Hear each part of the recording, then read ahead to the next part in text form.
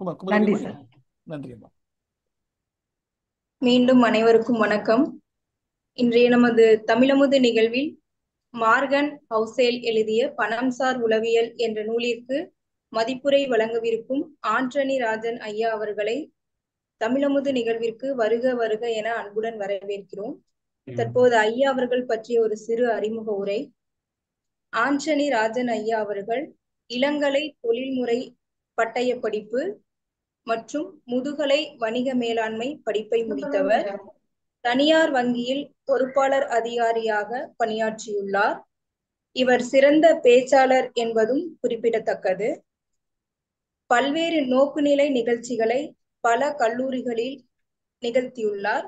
நிதி உள்ளடக்கம் பற்றிய நிகழ்ச்சிகளை பல்வேறு கிராமங்களிலும் நிகழ்த்தியுள்ளது சிறப்புக்குரியது. இத்தகு சிறப்புக்குரிய ஆண்டனி ராஜன் ஐயா அவர்கள் பற்றிய அறிமுக உரை வழங்கியதில் நான் மகிழ்ச்சி கொள்கிறேன். ஐயா. நன்றி அம்மா. நன்றி. மிக்க நன்றி. கிட்டத்தட்ட ஒரு 2 மாதங்களுடைய ஒரு வறட்சிக்கு பின் நீரை பார்த்த மாதிரி தமிழகத்திற்கு வந்தது மிகுந்த மகிழ்ச்சியை கொடுக்கிறது. ஒரு சில சூழ்நிலைகள்ல எனக்கு பங்கேற்க முடியாமல் போய்விடும். ஒரு சில சூழ்நிலைகள்ல குணசேகரன் சாருடைய டேட்டு அட்ஜஸ்ட்மெண்ட் ஏதாவது பண்ணுவாங்க. ஸோ இப்படி ஏறத்தாழ 2 மாதங்கள் தாமதத்திற்கு பின் மீண்டும் தமிழகத்திற்கு வந்து உங்கள் அனைவரையும் பணம்சார் உளவியல் புத்தகம் வழியாக சந்திப்பதில் மிக்க மகிழ்ச்சி. இந்த புத்தகத்தை வாங்கிய அன்னையிலிருந்தே இதை வந்து படிக்கணும் அப்படிங்கிறது என்னுடைய மிகப்பெரிய ஆசை. இதை படிக்கணும் அப்படின்னா எனக்கு தொடக்கத்துல இருந்த என்னுடைய எண்ணம் என்ன அப்படின்னு பாத்தீங்க அப்படின்னா, இந்த புத்தகத்துல இந்த புத்தகத்தினுடைய தலைப்பு வந்து பணம்சார் உளவியல். அப்போ இந்த புத்தகத்துல என்ன கொடுத்திருப்பாங்க அப்படின்னு நம்முடைய மனது யூகிக்கும் அப்படின்னு பாத்தீங்க அப்படின்னா, பணத்தை எவ்வாறு உருவாக்குவது, எப்படி அதிகப்படியான பணங்களை ஈட்டுவது, பாசிவ் இன்கம் கிரியேட் பண்றது, இந்த மாதிரியான ஐடியாலஜி நிறைய கொடுத்திருப்பாங்க அப்படிங்கிற ஒரு எண்ணம் வந்து இதை பத்தி ரொம்ப நாளா இருந்துச்சு. அதனுடைய அந்த தாக்கத்தினுடைய வெளிப்பாடாகத்தான் புத்தகத்தை வாங்கி ஏறத்தாழ 400 பேப்பர் இருக்குது. Around 266 paper. ஸோ பெரிய புக், அரௌண்ட் ஒரு 300 பேஜ் உள்ள ஒரு பெரிய புக்கு. ஸோ இதை வாங்கி படிக்கணும் அப்படிங்கிற ஆர்வத்துல இதை படிக்க தொடங்கினேன். படிக்க தொடங்கும் போது என்னுடைய ஒட்டுமொத்த எண்ணங்களுக்கும் முற்றுப்புள்ளி வைத்துவிட்டு புத்தகத்தினுடைய சிறப்பே அதுதான் அப்படின்னு நான் நினைக்கிறேன். நாம ஒரு எப்பவுமே பல விதமான புத்தகங்களை எடுக்கும்போது நம்முடைய எண்ணங்கள் ஒருவாறாக இருக்கும். இந்த புத்தகத்துல இதை தான் சொல்லியிருப்பாங்க, இதை தான் பேசியிருப்பாங்க, இது சம்பந்தமா படிக்கலாம் அப்படிங்கிற மாதிரி இருக்கும். பட் இந்த புத்தகம் அதுக்கும் ஒரு முற்றுப்புள்ளி வச்சுவிட்டு, நான் உனக்கு சொல்வதை மட்டும் கேள் அப்படிங்கிற பாடத்தை முதலாவதாக எனக்கு போதிச்சுட்டு அதனுடைய போக்கை தொடர்ந்தது. அதுல ஃபர்ஸ்ட் முதலாக அது எனக்கு கற்றுக் கொடுத்த பாடம் அப்படின்னு பாத்தீங்கன்னா, அந்த முதல் பாடத்தினுடைய தலைப்பு வந்து எவரும் அறிவிலி இலர் அப்படிங்கிற ஒரு இது. நாம நாம வந்து எல்லாருமே ஒரு ஒரு ஒரு ஒவ்வொரு சமுதாயத்துல ஒவ்வொரு நிலைகள்ல ஒவ்வொரு பொறுப்பான நிலைகள்ல இருப்போம். நம்முடைய குடும்பங்கள் ஒருவாறாக வளர்க்கப்பட்டிருக்கும். நம்முடைய இப்போதைய வழிகள் இந்தவாறாக போய்கிட்டு இருக்கும். ஒருவேளை நாம் பின்தங்கிய நிலையிலிருந்து முன்னேறி வந்திருக்கலாம். ஸோ ஒரு மிடில் கிளாஸ்ல இருந்து இன்னும் அப்பர் மிடில் கிளாஸ் ஆக கூட மாறி இருக்கலாம். ஸோ இந்த மாதிரியான சூழ்நிலைகள் எல்லாம் நம்முடைய மனம் அப்படிங்கிறது நமக்கு திரும்ப திரும்ப சொல்லக்கூடிய விஷயம் என்ன அப்படின்னு பாத்தீங்கன்னா, யூ ஆர் ஆல்வேஸ் ரைட் அப்படிங்கிறது தான். நீ சரியான பாதையில் சென்று கொண்டிருக்கிறாய், நீ சரியானதை செய்து கொண்டிருக்கிறாய், நீ செய்வது மட்டும்தான் சரி அப்படிங்கிற தலைக்கணத்தையும் ஒரு சில சமயங்கள்ல நம்முடைய இந்த கல்வியும் நாம் வந்து கொண்டிருக்கிற பாதையும் தந்து கொண்டே இருக்கும். பணம் சார்ந்த விஷயங்கள்லயும் அப்படிதான். நாம பெரும்பாலும் நம்முடைய செலவுகள், நம்முடைய வசதிகள் இதையெல்லாம் வாங்கும்போது நாம் அதற்கான ஒரு நியாயத்தை கற்பிச்சு கொள்வோம். கற்பித்து கொண்டு நாமே சொல்லிக்குவோம், இப்படிதான் இருக்கணும், இப்படிதான் வாழணும், இதை செய்யணும், இதை செய்யக்கூடாது, இதுதான் சரி அப்படிங்கிற விஷயத்தையும் நாம் நமக்கு அழுத்தமாக போதித்துக் கொள்வோம். இந்த புத்தகம் சொல்லக்கூடிய உடை தெரியக்கூடிய முதல் எண்ணம் அப்படிங்கிறது அதுதான். இந்த உலகத்துல பணத்திற்காக சம்பாதிக்கிற வழிகளும் அதை உருவாக்குகிற எண்ணங்களும் ஒவ்வொருவருடைய சமுதாய சூழ்நிலைகளை பொறுத்தது. அவர்கள் வந்த பின்புலங்கள் சமுதாய சூழ்நிலைகளை பொறுத்ததே தவிர இந்த உலகத்துல இப்படி இப்படி போனா சரி, இதுதான் சரியான வழி அப்படிங்கிறது எதுவுமே கிடையாது அப்படிங்கிறத சொல்லுது. ஒரு உதாரணமாக சொல்லணும் அப்படின்னு பாத்தீங்கன்னா, இப்ப எங்களுடைய காலங்கள்ல இப்போ இந்த காலங்கள்ல வந்து நம்முடைய ஸ்டாக் மார்க்கெட், மியூச்சுவல் ஃபண்ட்ஸ், இந்த மாதிரியான விஷயங்கள்லாம் நிறைய அட்வர்டைஸ்மெண்ட்ஸ் எல்லாம் பார்த்திருப்போம். மியூச்சுவல் ஃபண்ட்ஸ் சரியானது, ஸ்டாக் மார்க்கெட்ல இன்வெஸ்ட் பண்ணுங்க, இது நிறைய ரிட்டர்ன்ஸ் கிடைக்கும் அப்படிங்கிற மாதிரியான பல்வேறு விதமான விஷயங்களை நாம கற்றுக்கொண்டிருப்போம். இதே எங்க அப்பா கிட்ட கேட்டிருந்தா, கிட்டத்தட்ட ஒரு 15-20 வருடங்களுக்கு முன்னாடி எங்க அப்பா சம்பாதித்து கொண்டிருந்த காலத்துல எங்க அப்பா கிட்ட கேட்டிருந்தா, எங்க அப்பாவுடைய எண்ணம் என்னவாக இருந்திருக்கும் அப்படின்னு பாத்தீங்கன்னா, ஸ்டாக் மார்க்கெட் அப்படிங்கிறது முற்றிலுமான மோசடியான ஒரு விஷயம். அதுல தயவு செய்து ₹1 கூட போடக்கூடாது, எது போட்டாலும் அது கொண்டு போயிரும், உன்னை ஏமாத்திடுவாங்க அப்படிங்கிற மாதிரியான விஷயங்களாக இருக்கும். ஒருவேளை எங்க தாத்தா கிட்ட கேட்டிருந்தா, எங்க தாத்தா இதற்கும் மேலாக பதிலளித்திருக்க கூடும். இன்னும் ஒரு 50-100 வருடங்களுக்கு முன்னாடி போய் 1930-20களில் இருக்கக்கூடியவங்கள்ட்ட கேட்டா, அவர்கள் இதற்கு அன்னன்னைக்கு உழைக்கிறோம், அன்னன்னைக்குள்ள காசு அப்படிங்கிறதே ஒரு மிகப்பெரிய விஷயமாக இருந்திருக்கும். சேமிப்பு அப்படிங்கிறது மிகப்பெரிய ஒரு கொஸ்டின் மார்க்காக தான் அந்த காலத்துல இருந்திருக்கும். மேபி ஒரு 60-70-80களின் மத்தியில் இருக்க மனிதர்களிடம் கேட்டிருந்தா, அந்த காலத்துலதான் ஓய்வூதியம் ஏற்படுத்தப்பட்ட ஆண்டு. ஸோ நம்முடைய வங்கிகள், அதற்கான ஓய்வூதியங்கள், இந்த மாதிரியான விஷயங்கள் தான் நமக்கு நல்லது. சிறு சேமிப்பு, போஸ்டல்ல இருக்கக்கூடிய சேமிப்புகள், இது மாதிரியான விஷயங்கள் நல்லது அப்படிங்கிற மாதிரியான பெர்ஸ்பெக்டிவ் இருக்கும். பட் இவர்கள் முதலாக சொல்லக்கூடிய பாடம் என்பது, பணம் என்பது நம்முடைய நான் சொல்வதுதான் சரி என்பது அல்ல, ஒவ்வொருவருடைய சூழ்நிலைகளை பொறுத்தது. இதுல எதுவும் சரி, எதுவும் தவறு அப்படிங்கிற விஷயங்கள் அப்படிங்கிறது கிடையாது. எல்லாமே சரிதான், எல்லாமும் தவறாக போவதற்கான வாய்ப்புகளும் இருக்கு. அதனால எல்லா விதமான எண்ணங்களையும் அவரவருடைய பின்புலங்கள், சூழ்நிலைகளிலிருந்து ஏற்றுக்கொள்ளுங்கள் அப்படின்னு சொல்றாங்க. ரெண்டாவது விஷயம் என்ன சொல்றாங்க அப்படின்னு பாத்தீங்கன்னா, நம்முடைய இப்ப நமக்கு இந்த மாதிரியான பணத்தை நிறைய சம்பாதிக்கணும், உருவாக்கணும், இன்வெஸ்ட் பண்ணணும், இந்த மாதிரியான எண்ணங்கள் இருந்தா உங்களுடைய காரணங்களுக்காக செய்யுங்கள் அப்படின்னு சொல்றாங்க. அதாவது நமக்கு ஒரு இப்ப எனக்கு இருக்கும், எனக்கு ஒரு குழந்தை இருக்குது அப்படின்னு பாத்தீங்கன்னா, இந்த குழந்தையினுடைய திருமணத்திற்காக நான் சேமித்து வைக்க வேண்டும் அப்படின்னு நான் நினைக்கிறேன் அப்படின்னா, அப்ப அந்த சேமிப்பு நான் எந்த முதலீடு எடுக்கிறேனோ அந்த முதலீடு கிட்டத்தட்ட 15-20 ஆண்டுகளுக்கான முதலீடாக இருக்க வேண்டும்.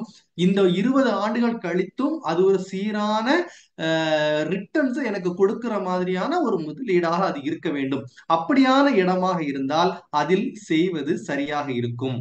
அதை தவிர்த்து மற்ற காரணங்களுக்காக, எங்க அப்பா சொன்னாங்க, எங்க அம்மா சொன்னாங்க, இதுதான் நல்லதுன்னு என்னோட ஃப்ரெண்ட்ஸ் சொன்னாங்க அப்படிங்கிற காரியங்களுக்காக எந்த ஒரு சூழ்நிலையிலும், எந்த ஒரு தனிநபரை நம்பியும், எந்த ஒரு மற்ற திட்டங்களுக்காகவும் போட வேண்டாம். உங்களுக்குன்னு ஒரு காரணம் வச்சுக்கோங்க, அந்த காரணத்திற்கு ஏற்ற மாதிரியான முதலீடுகளை தேர்ந்தெடுங்கள், அதை செய்யுங்கள் அப்படிங்கிறது தான் முதல் விஷயம்.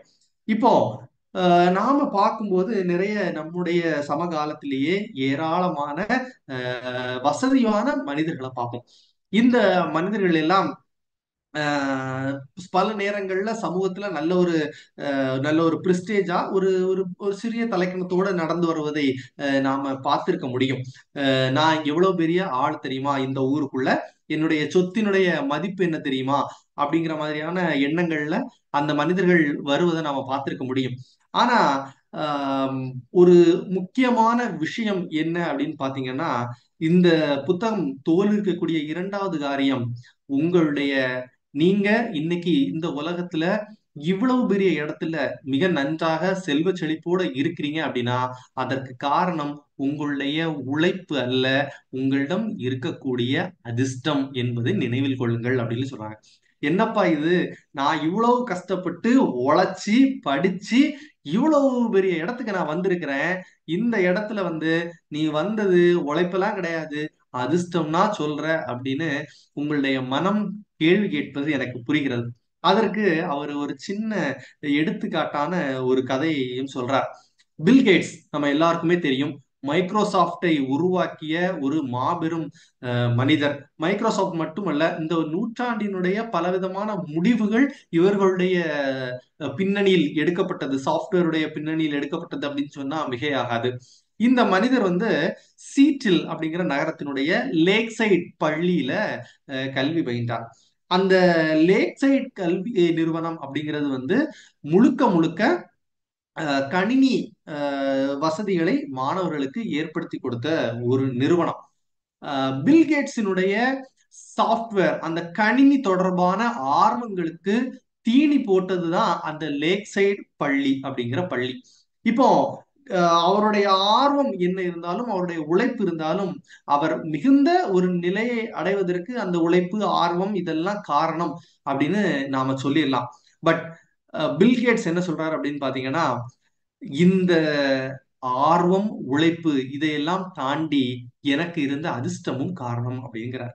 ஏன் அப்படின்னு பாத்தீங்கன்னா, கிட்டத்தட்ட அமெரிக்காவில மட்டும் ஏறத்தாழ 15-20 லட்சம் மாணவர்கள் ஒவ்வொரு ஆண்டும் படிக்கிறாங்க. அதுல சீற்றில் நகரத்திலிருந்து மட்டும் 1 முதல் 2 லட்சம் மாணவர்கள் படிக்கிறாங்க.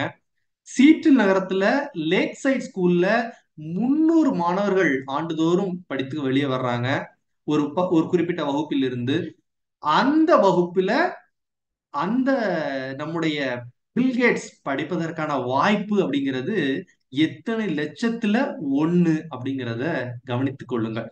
எத்தனையோ மற்ற பிற மாணவர்களுக்கு கிடைக்காத அதிர்ஷ்டம் இந்த லேக் சைட் ஸ்கூல்ல படிச்ச பில்கேட்ஸுக்கு இருந்துச்சு. எப்படி அது பில்கேட்ஸுக்கு வந்துச்சு அப்படின்னா, பில் டெம்பிள் அப்படிங்கிற அவருடைய ஆசிரியர் ஒருத்தர் அந்த பள்ளிக்கூடத்துல இருந்தாரு. அவர் இதற்கு முன்னால் ஆஹ் 2ஆம் உலகப் போர்ல பங்கு பெற்ற ஒரு மாபெரும் சிந்தனையாளர். அந்த மனிதன், இனி உலகம் அப்படிங்கிறது கணிதத்தாலும் கணினியாலும் ஆளப்படும், அப்ப என்னுடைய குழந்தைகளுக்கு என் கணினி அப்படிங்கிறது முக்கியமாக இருக்கும், அதனால இந்த கோசிப் பேசுற குழுக்கள்கிட்ட இருந்து அமௌண்ட்டை கலெக்ட் பண்ணி பள்ளிக்கு ஏதாவது உருப்படியா செய்யுங்கள்னு சண்டை போட்டு லட்சங்களை முடக்கி வாங்கி வைத்ததுதான் அந்த கணினி. அந்த கணினி தான் பால் ஆலன், நம்முடைய அந்த மைக்ரோசாஃப்ட் நிறுவனத்தை நிறுவிய பால் ஆலன் மற்றும் பில் கேட்ஸ் அவர்களுக்கு அடிப்படையாக அமைஞ்சது. அதே சமயத்துல அவர் இன்னொரு விஷயத்தையும் சொல்றார்.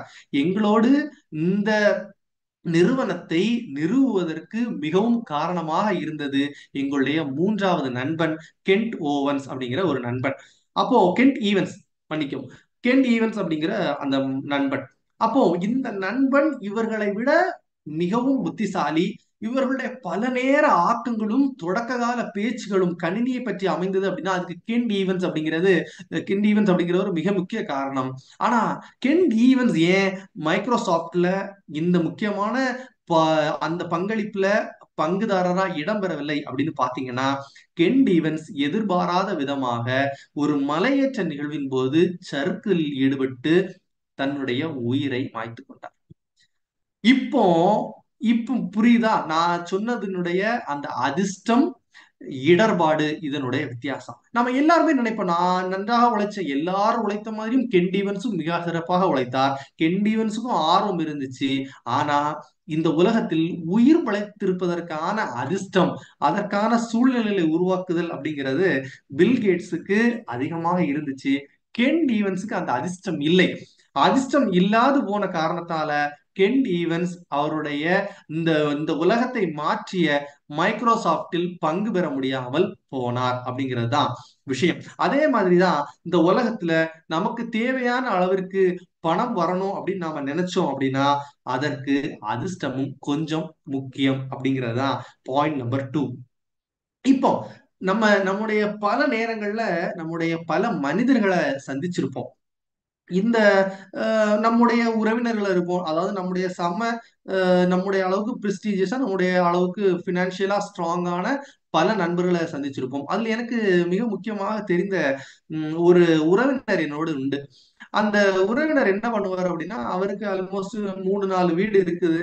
அதுல கிட்டத்தட்ட ஒரு 3 வீடு வந்து வாடகைக்கு தான் கொடுத்துருக்காங்க.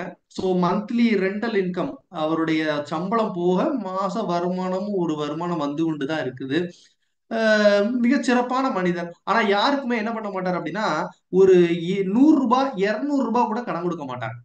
ஒருவேளை தப்பி தவறி ஏதாவது மனிதர்களுக்கு ஒருவேளை அந்த 200 ரூபாயை கடன் கொடுத்துட்டாரு அப்படின்னு வச்சுக்கோங்களேன்.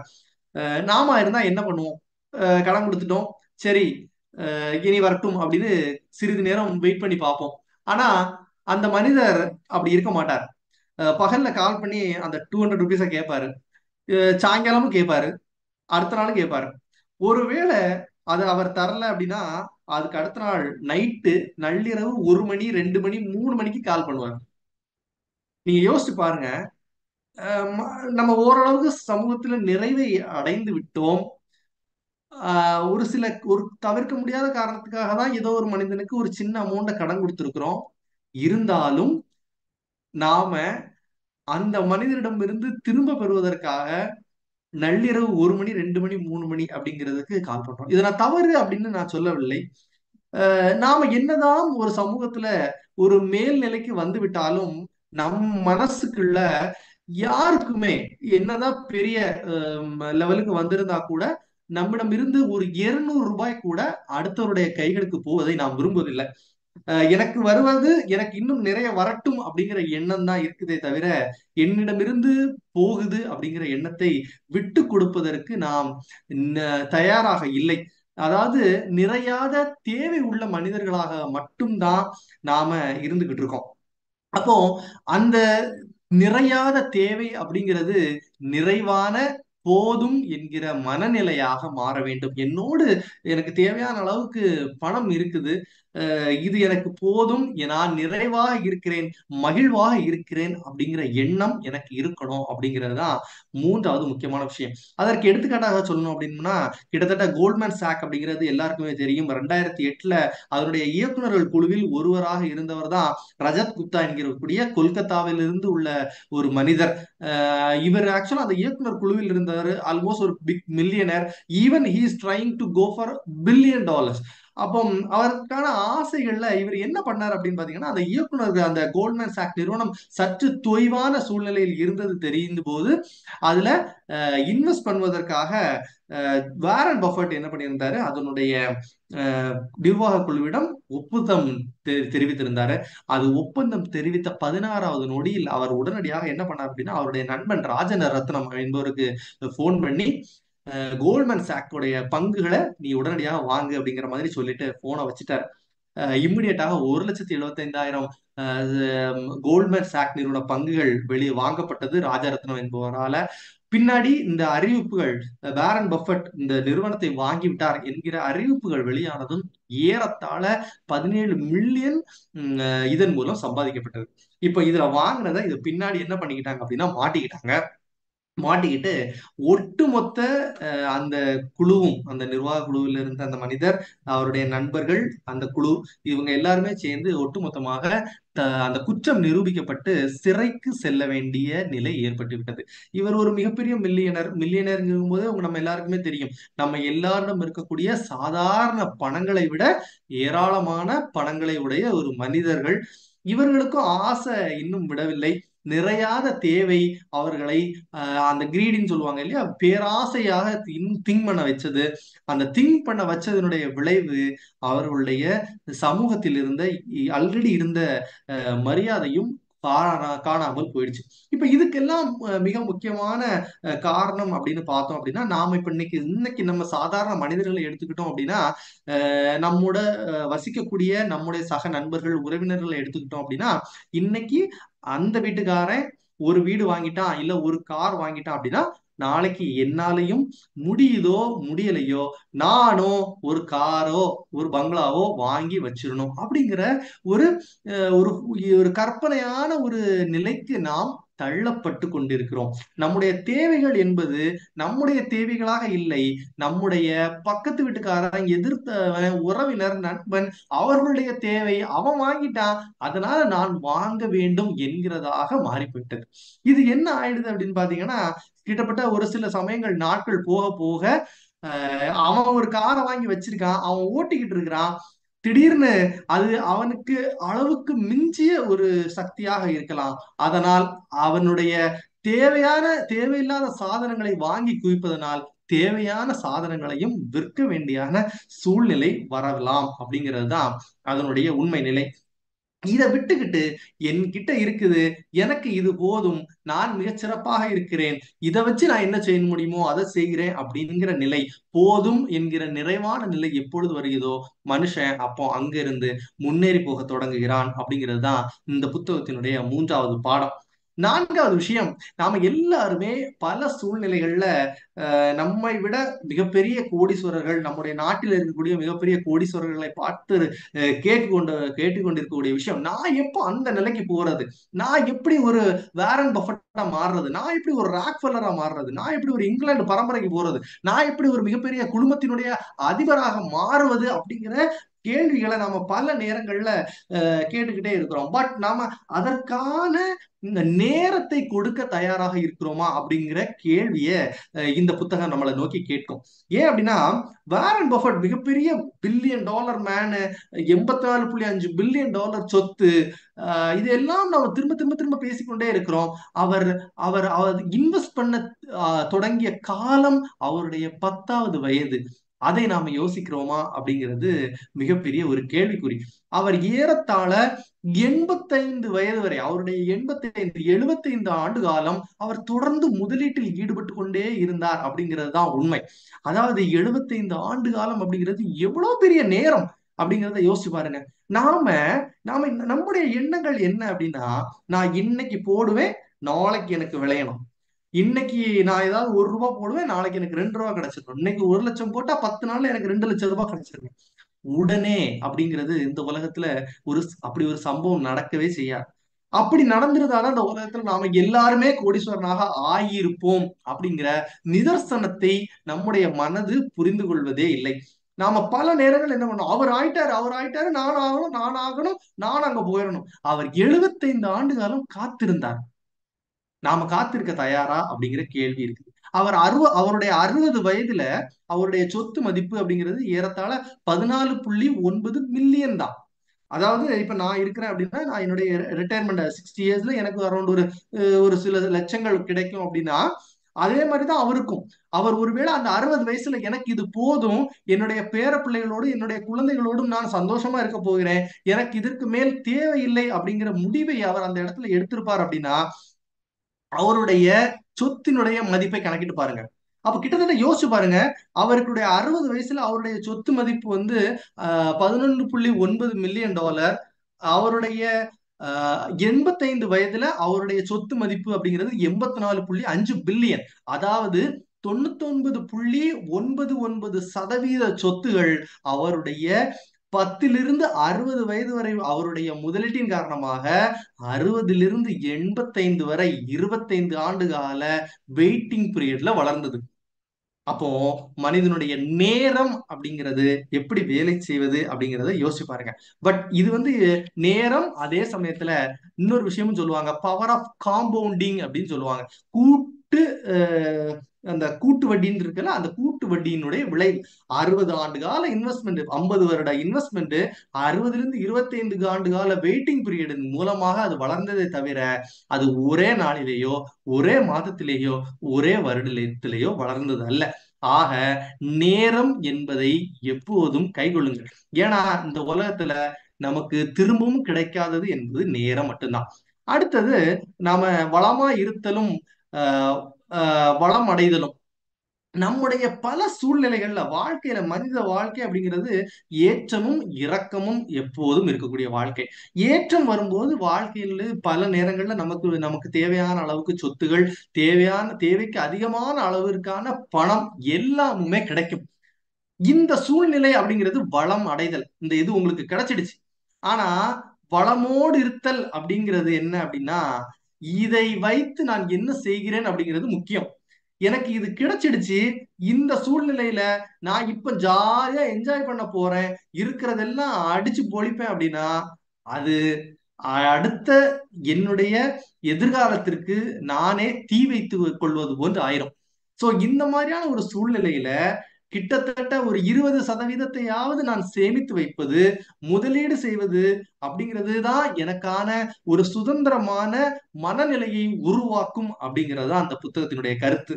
இந்த பணம் நம்ம கிட்ட வரும்போது ஏதாவது ஒரு சந்தர்ப்பத்துல, ஏதாவது ஒரு சூழ்நிலையில, ஏதாவது ஒரு நாள் நமக்கான நாளாக மாறியே தீரும். இந்த கிட்டத்தட்ட சராசரியான 60 வருட வாழ்க்கையில, அந்த 60 வருட வாழ்க்கையில அந்த நாள் நமக்கு கிடைக்கும் போது தயவு செய்து பேராசை கொண்டு இருக்க வேண்டாம் அப்படிங்கறதுதான் முதல் விஷயம்.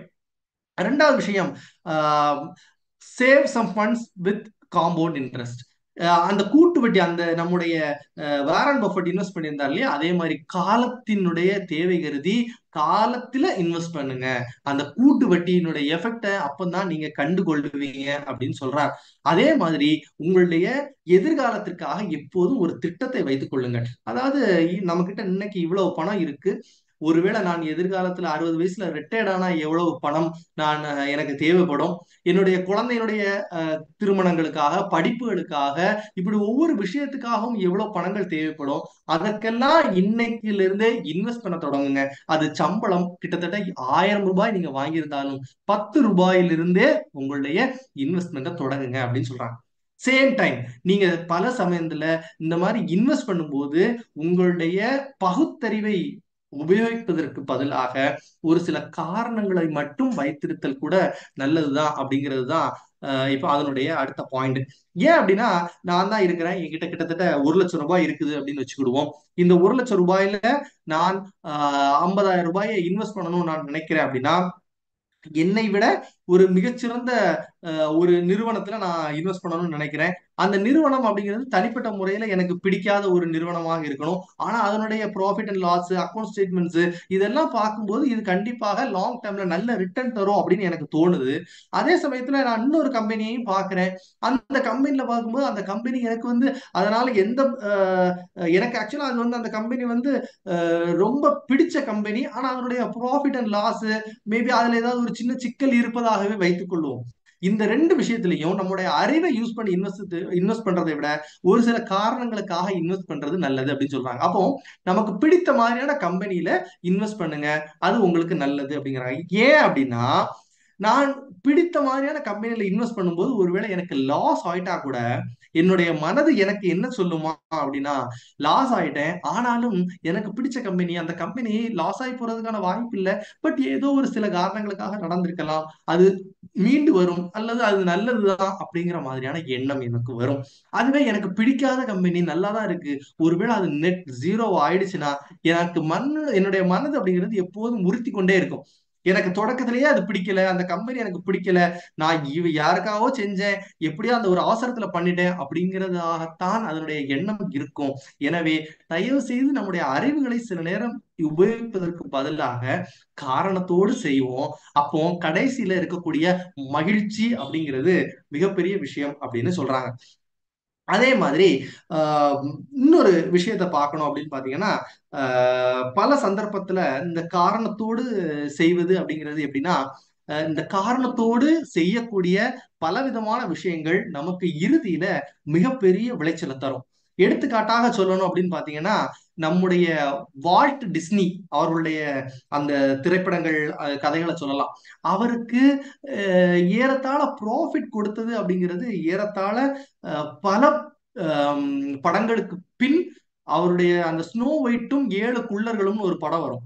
அந்த படத்துலதான் அவருடைய ஒட்டுமொத்த கடனையும் அடைத்தார். இதற்கு முன்னாடி அவர் எத்தனை படம் எடுத்திருந்தாரு அப்படின்னு பாத்தீங்கன்னா, ஏறத்தாழ 400 திரைப்படங்கள், 400 சலன படங்கள், அதாவது அந்த கார்ட்டூனிஸ்ட் பிலிம்ஸ் இருக்குல்ல, அந்த மாதிரியான ஏறத்தாழ 400 படங்கள் எடுத்திருந்தாங்க. 400 முறையில 399 முறை தோல்வி. அவ்வளவும் கடன். கை காசை போட்டாச்சு, என்னுடைய பார்ட்னர்ஸோட காசை போட்டாச்சு, பப்ளிக்கோட காசு போட்டாச்சு, கடன் வாங்கி போட்டாச்சு, எல்லாமே போச்சு. ஆனாலும் அவங்க சந்தோஷமா தான் இருந்தாங்க. ரீசன், எனக்கு இது பண்றது பிடிச்சிருக்கு, எத்தனை முறை பண்ணாலும் பரவாயில்ல, நான் இதை செய்வதற்கு தயாராக இருக்கிறேன் அப்படிங்கிற அந்த எண்ணம். அந்த எண்ணம் தான் அவர்களுக்கு அந்த கடைசியா அந்த ஒரு சில திரைப்படங்களுடைய ஹிட்டை கொடுத்துச்சு. நம்ம இந்த லாஜிக்கை நம்ம புரிஞ்சுக்கிட்டதே கிடையாது. நாம என்ன பண்றோம் அப்படின்னா, ஏதாவது ஒரு சில விஷயங்களை இன்வெஸ்ட் பண்றோம், ஏதாவது ஒரு சில விஷயங்களை செய்யறோம், அதற்கு எனக்கு கை கூட வேண்டும், அதற்கு எனக்கு கை கூடாவிட்டால் என்னுடைய மனது வருத்தப்படுது. ஆனா ஒரு சில, அதாவது கிட்டத்தட்ட 100 விதைகள் போடப்பட்டா 1 அல்லது 2 விதைகள் மட்டுமே மிகப்பெரிய விளைச்சலை கொடுப்பதற்கான வாய்ப்பு அப்படிங்கிறது பணத்தை பொறுத்த அளவுல அதுதான் உண்மை. இதை நான் ஒரு ஒரு நம்ம இந்தியாவுல நான் கண்கூடா கண்ட ஒரு விஷயத்துல சொல்லணும் அப்படின்னு பாத்தீங்கன்னா, ஜாயிண்ட் வெஞ்சர்ஸ்னு நிறைய சொல்லுவாங்க. அதுல அந்த வெஞ்சர் கேபிட்டல்ஸ், அதாவது புதுமையான பலவிதமான புது நிறுவனங்களுக்கு தொடர்ந்து இன்வெஸ்ட்மெண்ட் பண்றது. அதுல எங்களுக்கு தெரிந்த, என்னுடைய முன்னாடி நான் வேலை பார்த்த ஒரு கம்பெனில இருந்த ஒரு மனிதர் என்ன பண்ணுவார் அப்படின்னா, இந்த மாதிரியான ஏறத்தாழ எக்கச்சக்க நிறுவனங்களுக்கு தொடர்ந்து அவர் அந்த நிதி சப்போர்ட்டுகளை கொடுத்துக்கிட்டே இருப்பார். எனக்கு அவர் பார்த்தோன்னே எனக்கு ஒரு டவுட் என்ன அப்படின்னா, ஆல்ரெடி நீங்க இந்த கம்பெனில இன்வெஸ்ட் பண்ணிருக்கீங்க, இந்த கம்பெனி நல்லா தான் போயிட்டு இருக்கு, அதுக்கப்புறம் எதுக்கு தேவையில்லாம வேற கம்பெனில பணத்தை போட்டு லாஸ் பண்றீங்க அப்படிங்கறத என்னோட அவர்கிட்ட இருந்த கொஸ்டின். பட் அவர் தொடர்ந்து அதை செய்து கொண்டே இருந்தார். ஏறத்தாழ இப்ப நான் அந்த கம்பெனியை விட்டு ஆல்மோஸ்ட் ஒரு 12 13 வருடங்கள் ஆகிவிட்டது. இன்னைக்கு நான் எங்க ஊர்ல பாக்குறதுல அவரை கிட்டத்தட்ட எனக்கு தெரிந்த வகையில ஒரு 30 ல இருந்து 40 நிறுவனங்களை அந்த இடத்துல தொடங்கி நடத்துவதற்கான நிதி சப்போர்ட்ல அவர் பண்ணியிருந்தார். இன்றைக்கு அந்த இடத்துல மிகப்பெரிய நிறுவனமாக ஒரு 3 நிறுவனங்கள் வளர்ந்திருக்குது. அப்போ ரேஷியோ படி பாத்தீங்கன்னா 10ல 1 தான். 30 நிறுவனம் ஸ்டார்ட் பண்ணியிருப்பாங்கன்னு வைங்க, 3 தான் ரீச் ஆயிருக்குது. பட் 10ல 1 தான். பட் அந்த பெரிய நிறுவனங்களாக வளர்ந்ததுன்னா மிகப்பெரிய லாபங்கள், ஏராளமான மனிதர்கள் வேலை செய்யக்கூடிய நிறுவனங்களாக மாறிவிட்டது. அப்போ அது என்னுடைய கம்பெனியே நான் நினைச்சுக்கிட்டு இருந்தேன், இவர் எதுக்கு அங்க போறாரு அப்படின்னு நினைச்சேன். பட் இன்னைக்கு பார்க்கும்போது அவர் 1 4 ஆக்கிட்டாரு. அந்த 4னுடைய மேபி அந்த 40ல அவர் இன்வெஸ்ட் பண்ணும்போது அவர் லாஸ் பண்ண ஒட்டுமொத்த கெயினை விடைவும் அதிகப்படியான இன்னொரு மடங்கை உறுதியாக இந்த 2 3 நிறுவனங்கள் அவர் பெற்றிருப்பார் அப்படிங்கிறது எனக்கு தெரிஞ்ச விஷயம். இந்த விஷயத்துல நான் பார்த்துக்கிட்டது அப்படின்னா, பகுத்தறிவை விட காரணமாக இன்வெஸ்ட் பண்றது அப்படிங்கிறது மிகப்பெரிய விஷயம். அதே சமயத்துல நாம் செய்வதற்கு பல விஷயங்கள் தவறாக போய்விடுவதற்கான காரணமும் உண்டு. அதனால நீங்க செய்வதற்கு யோசிக்காம 100லையும் செய்யுங்க அப்படிங்கிறது எண்ணம்.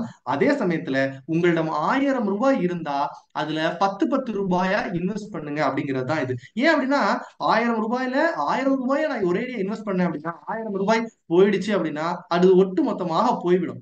அதே சமயம் இந்த 10 10 நான் இன்வெஸ்ட் பண்ணோம்னா நான் 10 10 ரூபாயாக 100 முறை இன்வெஸ்ட் பண்ணுவதற்கான வாய்ப்பு எனக்கு கிடைக்குது. ஒரு முறை லாஸ் ஆகி போயிடுச்சு, ஆனாலும் எனக்கு இன்னும் 99 வாய்ப்பு இருக்கு.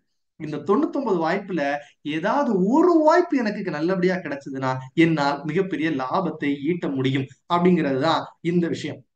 அதற்கு அடுத்த விஷயம், இந்த உலகத்துல நம்மால் முடியாத நேரத்தை கட்டுக்குள் கொண்டு வருவது. ஆஹ் எப்போதுமே எப்போதுமே நேரத்தை கட்டுக்குள் கொண்டு வர்றது அப்படிங்கிறது என்னது அப்படின்னா, நம்முடைய எதிர்காலத்தை ஒழுங்காக திட்டமிட்டுக் கொள்ளுங்கள் அப்படின்னு. அதாவது இன்னைக்கு நான் இருக்கிறேன் அப்படின்னா, ஒரு கம்பெனில வேலை பார்க்கிறேன். ஒரு கம்பெனில வேலை பார்க்கும்போது எனக்கு அந்த கம்பெனி கொடுக்கக்கூடிய ஏராளமான ப்ரெஷர்ஸ் இருக்கதான் செய்யும். இருந்தாலும் என்னுடைய அக்கௌண்ட்ல எப்போதுமே ஓரளவிற்கு நான் என்னுடைய ஒரு சேவிங்ஸ் வச்சிருக்கணும் அப்படிங்கிறதா விஷயம். அந்த சேவிங்ஸ் அப்படிங்கிறது எப்படிப்பட்டதாக இருக்கணும் அப்படின்னு பாத்தீங்கன்னா, ஏறத்தாழ என்னுடைய அடுத்த 6 மாதத்திற்கான செலவை பூர்த்தி செய்வதாக இருக்க வேண்டும். என்னுடைய குடும்பம், என்னுடைய குழந்தைகள், என்னுடைய ஒட்டுமொத்த செலவையும் பூர்த்தி செய்வதாக, அந்த 6 மாதத்தினுடைய செலவுகளை பூர்த்தி செய்வதாக இருக்க வேண்டும். இப்ப எனக்கு இந்த கம்பெனில இருந்து என்னதான் டார்ச்சர் இருந்தாலும் என்னிடம் இருக்கக்கூடிய ஃபண்ட் அப்படிங்கிறது அடுத்த 6 மாதத்திற்கு எனக்கான மன நிறைவை கொடுக்கும். எனக்கு எந்த பிரச்சனையும் இல்லை. ஏதாவது ஒரு இஷ்யூஸ் இருந்துச்சுனாலும் என்னால வெளியே போய் என்னால அடுத்த 6 மாதத்துல மிகச்சிறந்த இன்னொன்னு கண்டுபிடிச்சு உருவாக்க முடியும் என்பதற்கான நேரத்தை கொண்டு வரும். இந்த நேரத்தை கட்டுக்குள் கொண்டு வருவது அப்படிங்கிறது இதுதான். இந்த நேரத்தை நம்முடைய கட்டுக்குள்ள எப்ப கொண்டு வந்துட்டோமோ அப்ப நமக்கான எதிர்கால திட்டம், நான் ஒரு ரிட்டையர்ட் ஆகுறேன், ரிட்டையர்ட் ஆகும்போது நான் ஒரு குறிப்பிட்ட அளவு ஃபண்டோட தான் ரிட்டையர்ட் ஆவேன். இல்ல நான் 60 வயசுல நிப்பாட்டணும்னு நினைக்கிறேன், இல்ல 50 வயசுல நான் முடிக்கணும்னு நினைக்கிறேன், 50 வயசுக்குள்ள இவ்வளத்தையும் சம்பாதிச்சு முடிச்சிருவேன். இந்த மாதிரியான விஷயங்களை இந்த மாதிரியான சேமிப்பின் மூலமாக மட்டும்தான் கொண்டு வர முடியும் என்பதை நினைவில் கொள்ளுங்கள் அப்படின்னு. அதுக்கு அடுத்தது, பல மனிதர்கள் பலவிதமான இந்த உலகத்துல பலவிதமான விஷயங்கள் எல்லாமே எடுத்துக்கொண்டு வர்றாங்க. ஆனா இதுல பெரும்பாலான விஷயங்கள் என்ன அப்படின்னா, நான் ஒரு வீடு வாங்குறேன், நான் ஒரு கார் வாங்குறேன், நான் ஒரு நகை வாங்குகிறேன் அப்படிங்கிறது எல்லாமே எனக்காக இல்லாமல் என்னுடைய நண்பர்கள் எல்லாருமே வீடு வாங்கிட்டாங்க, செட்டில் ஆயிட்டாங்க, நானும் அதனால அவங்களுக்காகவே செட்டில் ஆகணும் அப்படிங்கிறது தான் ஒரு மிகப்பெரிய ஒரு காரியமாக இருக்குது. என்னுடைய பக்கத்து வீட்டுக்காரங்க இந்த மாதிரியான ஒரு நகை எடுத்துட்டாங்க, அதனால நானும் போய் எடுப்பேன். அவங்க கோல்டு 10 பவுன்ல ஒரு செயின் வச்சிருக்காங்க, நானும் போய் 10 பவுன்ல செயின் எடுத்துருவேன். நான் அந்த 10 பவுன் செயினை வாங்கி 2 நாள் போட்டுட்டு திருப்பியும் கொண்டு அடகு தான் வைக்கணும், இல்ல விற்கணும். அதுதான் உங்கள் வீட்டினுடைய சூழ்நிலையாக இருக்கும். ஆனாலும் நாம கேட்க மாட்டோம். இந்த படோடோபம் அப்படின்னு சொல்லுவோம் இல்லையா, அடுத்தவனுடைய இதற்காக அவர்களுக்கு முன்னாடி நான் பெரிய மனிதராக காட்டணும், என்னை யாரும் குறைத்து மதிப்பிடக்கூடாது அப்படிங்கிறதுக்காக பெரிய விஷயங்களை செய்யறோம். ஆனா நன்றாக மனசாட்சிப்படி யோசிச்சு பாருங்க, இந்த எல்லா பணம் இருக்கிற மாதிரி காட்டுகிற எல்லா விஷயங்களையும் விட நீங்கள் மிகச்சிறப்பான மனிதராக இந்த ஊர்ல பல ஒரு நல்ல விஷயங்களை செய்துட்டு வரீங்க. அதற்காக உங்களை 4 மனிதர்கள் அப்ரிஷியேட் பண்ணுவதாக எண்ணிக்கொள்ளும். நீங்க வெளியில போறீங்க குடும்பத்தோட, எப்பா நீ அன்னைக்கு அந்த மாதிரியான ஒரு விஷயம் பண்ண, செம ரொம்ப நல்லா பண்ணப்பா, ரொம்ப சந்தோஷம்ப்பா, நல்லா நிறைய பண்ணுப்பா அப்படின்னு ஏதாவது 4 மனிதர்கள் சொல்லுவதாக கொள்ளுவோம். உண்மையிலே யோசிச்சு பாருங்க, நீங்க இந்த சொசைட்டில நாம இந்த பண்ற எல்லா விஷயமுமே நம்முடைய மரியாதைக்காகத்தான். ஆனா நம்முடைய நற்செயல்கள் மூலம் இந்த மரியாதை ஈஸியா கிடைச்சிரும். அதே சமயத்துல அடுத்தவர்களுடைய இதை காணிக்கிறதுக்காக நம்மளே உருவாக்கி வைக்கிறோம் இல்லையா அந்த படாடோபங்கள், இந்த இது விஷயங்கள் எதுவுமே வாழ்க்கையில் நம்மோடு கை கொடுக்காது என்பது அப்படிதான் உண்மை. சரி, இதையெல்லாம் செய்வதற்காக நாங்கள் என்ன செய்யணும் அப்படின்னு பாத்தீங்கன்னா, முதலாக நாம பணம் சேகரிக்கணும் அப்படின்னு நினைச்சிட்டோம்னா ஃபர்ஸ்ட் காரணத்தோட செய்யுங்க. 2வது சேமிப்பு. அதாவது என்னுடைய மாச சம்பளம் 10,000 ரூபாய் வருவதாக கொண்டா கூட பரவாயில்லை, அந்த 10,000த்துல 20% 2,000 ரூபாய் அப்படிங்கிறது மினிமம் என்னுடைய சேவிங்ஸ்க்காக போகணும். என்னுடைய சேவிங்ஸ் மீன்ஸ் என்னுடைய எதிர்கால திட்டங்களுக்கு போவது போக என்னுடைய கையில எப்போதுமே அது லிக்விட் கேஷா இருக்கணும். ஏன் அப்படின்னா வாழ்க்கை அப்படிங்கிறது எப்பவுமே அன்சர்டனிட்டிஸ் தான். தமிழ்ல சொல்வதாக இருந்தால் அது எப்பொழுதுமே நிலையற்றது. நாம எல்லாருமே நினைச்சிட்டு இருக்கோம் நம்முடைய வாழ்க்கைங்கிறது நிலையானது, நான் எவ்வளவு பெரிய ஸ்டாண்டர்ட் பொசிஷன் தெரியுமா, என்னை யாரா தள்ளி விட்டுற முடியுமா அப்படின்னு. ஒரு சில மனிதர்களுடைய இறப்பு, அவ்வளவுதான், அந்த குடும்பம் ஒட்டுமொத்தமாக நிலை குலைந்து போய்விடும். இறப்பை விடுங்க, 9/11 அட்டாக்னு ஒண்ணு யூஎஸ்ல நடந்துச்சு. ஒட்டுமொத்த யூஎஸ்ஏ டெரரிஸ்ட் அட்டாக்ல எல்லாரும் ஆடி போயிட்டாங்க. கொரோனா அட்டாக் வந்துச்சு. இந்த உலகத்துல எல்லாரும் அவரவர் வீட்டுக்குள்ள கை வாயெல்லாம் பொத்திட்டு இருக்க மாதிரியான சூழ்நிலை உருவாயிடுச்சு. இந்த சூழ்நிலைகள்ல இருந்து எல்லாம் இது எல்லாம் மனிதனுக்கு இயல்பாகவே வருவதற்கான வாய்ப்புகள் எப்போதும் உண்டு. உலகப் போர் வந்துச்சு, ஹிட்லர் அடிச்சாரு, என்ன செய்ய முடியும்? இப்ப இருக்க சூழ்நிலை கொரோனா வந்துச்சு, எல்லாரும் வீட்டுக்குள்ள இருந்தோமா. இதற்கான இந்த மாதிரியான சூழ்நிலைகள்ல இருந்து விடுபடுவதற்கான ஒரே வாய்ப்பு அப்படிங்கிறது நம்முடைய சேமிப்பு தான். இப்போ இதுல வந்து 2 விஷயமா மனிதர்கள் எப்போதுமே நினைப்பாங்க, எனக்கு என்னுடைய வருமானத்துக்கு எல்லாம் சேர்க்க முடியாதுப்பா, எனக்கு அவ்வளவு செலவு இருக்கு, சேமிக்கிறதுக்கு தேவையே இல்லை, எதுக்கு சேமிக்கணும், வர்றதெல்லாம் என்ஜாய் பண்ணுவேன் அப்படிங்கிற மாதிரியான மைண்ட் செட். பட் இந்த இருவருமே மிக முக்கியமாக கவனத்தில் கொள்ள வேண்டியது, இந்த மாதிரியான நிலையற்ற சூழ்நிலைகள் வரும்பொழுது உங்களுடைய ஒட்டுமொத்த அஸ்திவாரமும் ஆட்டம் கண்டுவிடும். இருக்கிறத எல்லாத்தையும் வித்துட்டு போற மாதிரி ஆயிரும். அது வரமா இருக்கணும்னா அடுத்த ஒரு 6 மாதத்திற்கான சேமிப்பு உருவாக்கணும்னா இன்னையிலிருந்து 1000 ரூபாய் வருமானம் வந்தாலும் அதுலயும் 200 ரூபாயை தூக்கி சேர்த்து வைக்கிறது மட்டும்தான் உங்களுக்கான வழி. அதை சேர்த்து வைக்கிறது அப்படிங்கிறது நீண்ட நாள் சேமிப்புல காம்பவுண்ட் இன்ட்ரெஸ்ட் வர்ற மாதிரியான பண்ணீங்க அப்படின்னா இன்வெஸ்ட்மெண்ட் அப்படிங்கிறது வாழ்க்கையில் எப்போதும் கை கொடுக்கும். பின்ன இன்னொரு சில விஷயம் என்னன்னா, சேமித்து வையுங்கள், எப்போதும் எல்லாமே இருக்கட்டும், அதே சமயத்துல தற்பெருமையை குறையுங்கள். எவ்வளவு பெரிய வசதியான மனிதர்கள் பொதுவாக இந்த நம்ம நம்ம சொசைட்டிலே நிறைய பேர் பார்த்திருவோம், மிகப்பெரிய மனிதர்கள், மிகப்பெரிய பின்புலங்கள் உள்ள மில்லியன் கணக்கில் சொத்துள்ள மனிதர்கள் எல்லாமே மிக சாதாரணமாக தான் இருப்பாங்க. சமீபத்துல கூட ஆனந்த் அம்பானி அவர்களிடமிருந்து கற்றுக்கொள்ள வேண்டிய விஷயம், மிகப்பெரிய எவ்வளவு பெரிய குடும்பம் அப்படிங்கிறது நமக்கு தெரியும். அவர்களுடைய அந்த பேட்டியில ஆனந்த் அம்பானி ரொம்ப ரொம்ப ரொம்ப அழகா சொல்லிட்டு போயிருப்பார். அந்த அந்த குஜராத்ல அந்த விலங்குகளுக்கான யானைகளுக்கான காப்பகம் அப்படிங்கிறது தான் என்னுடைய உயிர். நான் 7 வருஷமா நான் அங்கதான் வளர்ந்தேன். நான் அந்த உயிர்களுக்காக தான் நான் சேவை செய்யணும் அப்படின்னு நான் நினைக்கிறேன் அப்படின்னு. இத மாதிரிதான் நம்முடைய பெரிய பெரிய பெரிய மனிதர்கள் அப்படிங்கிறது அவர்களுடைய தற்பெருமையை ஒரு நாளும் காட்ட மாட்டாங்க. காட்டாத மனிதர்கள் மட்டும்தான் வளருவார்கள் அப்படிங்கிறது தான் உண்மை. இன்னொன்னு, குறைவான ஆசைகளோட இருங்கள். எப்பொழுதும் தேவைக்கு அதிகமாக எல்லாவற்றையும் வாங்கி வைப்பது அப்படிங்கிறது அது ஒரு நோய் அப்படிங்கிறது தான் இந்த புத்தகத்துல சொல்லியிருக்கக்கூடிய விஷயம். அதே சமயத்துல ஆஹ் இந்த உலகத்துல நாம பலவிதமான மனிதர்களை பார்த்திருப்போம். இந்த உலகம் நிலையானது, நிலையற்றது, இந்த மாதிரியான கருத்துக்களை சொன்னோம். இந்த உலகம் நிலையானதாக மாறுவதும் நிலையற்றதாக மாறுவதும் ஒரு சில மனிதர்களுடைய கைகள்ல தான் இருக்குது. ஒரு சில கடந்த நூற்றாண்டுகளை எடுத்துக்கிட்டோம் அப்படின்னா Hitler, Joseph Stalin, Thomas Alva Edison, இந்த மனிதர்கள் எல்லாம் யோசிச்சு பாருங்க. எத்தனை கோடி மனிதர்களில் ஒருத்தர் தான் இவங்க.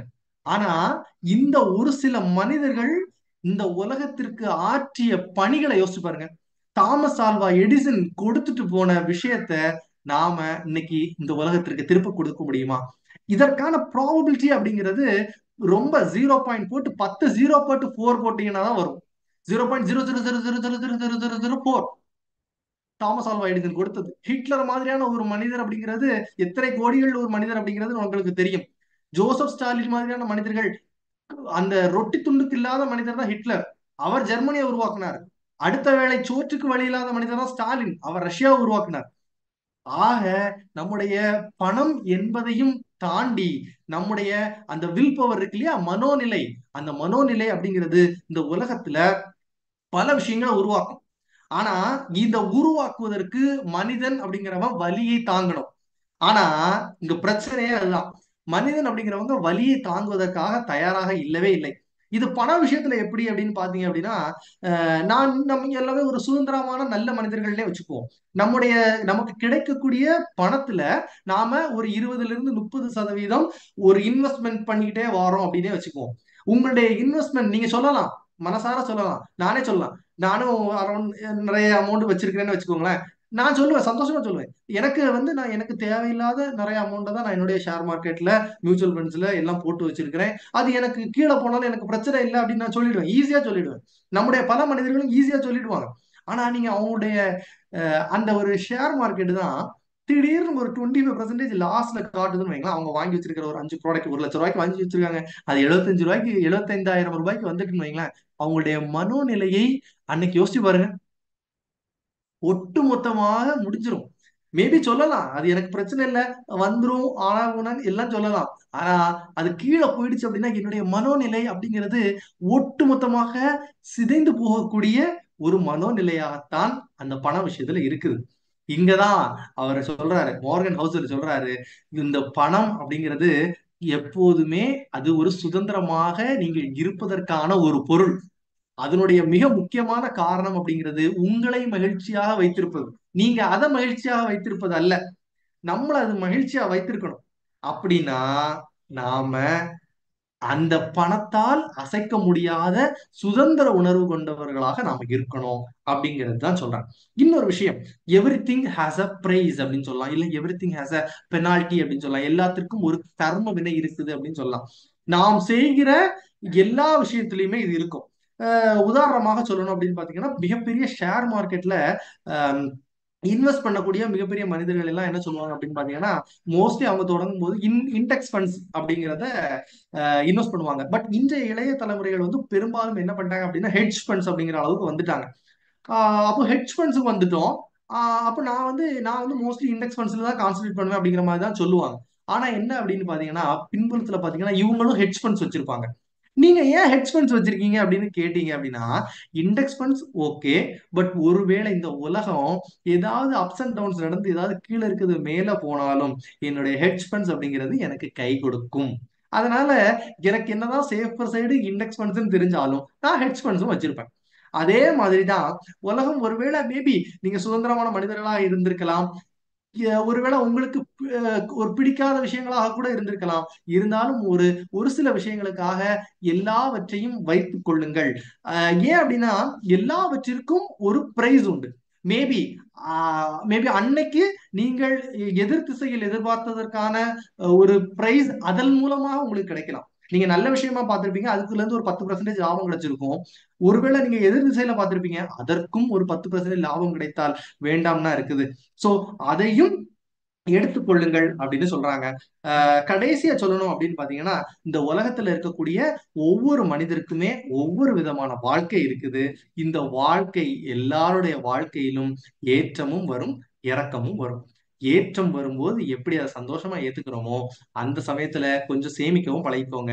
இறக்கம் வரும்போது அதையும் ஏற்றுக்கொள்ள பழகிக்கோங்க அப்படிங்கிறார். கடைசியா ஒரே ஒரு வார்த்தையில மோர்கன் ஹவுசலோட வாழ்க்கையை மட்டும் சொல்லணும் அப்படின்னு பாத்தீங்கன்னா, சாதாரணமாக பொருளாதார ரீதியாக ஒரு வாழ்க்கையை தொடங்கிய ஒரு மனிதன் அவனுடைய வாழ்க்கையில 20% எப்போதும் சேமிப்பாக கொண்டு வந்தான். காரணம், அவனுடைய சேமிப்பு அப்படிங்கிறது அவனுடைய எதிர்காலத்திற்காகவும் அவனுடைய மோசமான நாட்களையும் கருதியும் அவன் எப்போதுமே இன்வெஸ்ட் பண்ணிச்சிருந்தான். Same time invest for long term, நீண்ட நாட்கள், அதாவது நேரம் அப்படிங்கிறது நம்முடைய கட்டுக்குள் கொண்டு வரணும் அப்படின்னா நீண்ட கால சேமிப்பு அப்படிங்கிறது முக்கியம். ஏன் அப்படின்னா இந்த உலகத்துல நாம மிகப்பெரிய இடத்திற்கு போவதற்கு கூட்டு வட்டி அப்படிங்கிறது மிகப்பெரிய விஷயம்.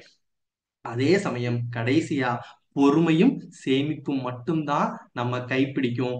பொறுமையும் சேமிப்பும் இல்லாவிட்டா இந்த உலகமும் நம்மளை கைவிட்டுரும் அப்படிங்கிறத புரிஞ்சுக்கோங்க. இதுதான் இந்த புத்தகத்தினுடைய சாராம்சம் என்று கூறி, வாய்ப்பளித்த மேபி சிறிது நேரம் அதிகமாக எடுத்திருந்தால் கூட வாய்ப்பளித்த அனைவருக்கும் நன்றி கூறி விடைபெறுகிறேன். நன்றி, வணக்கம்.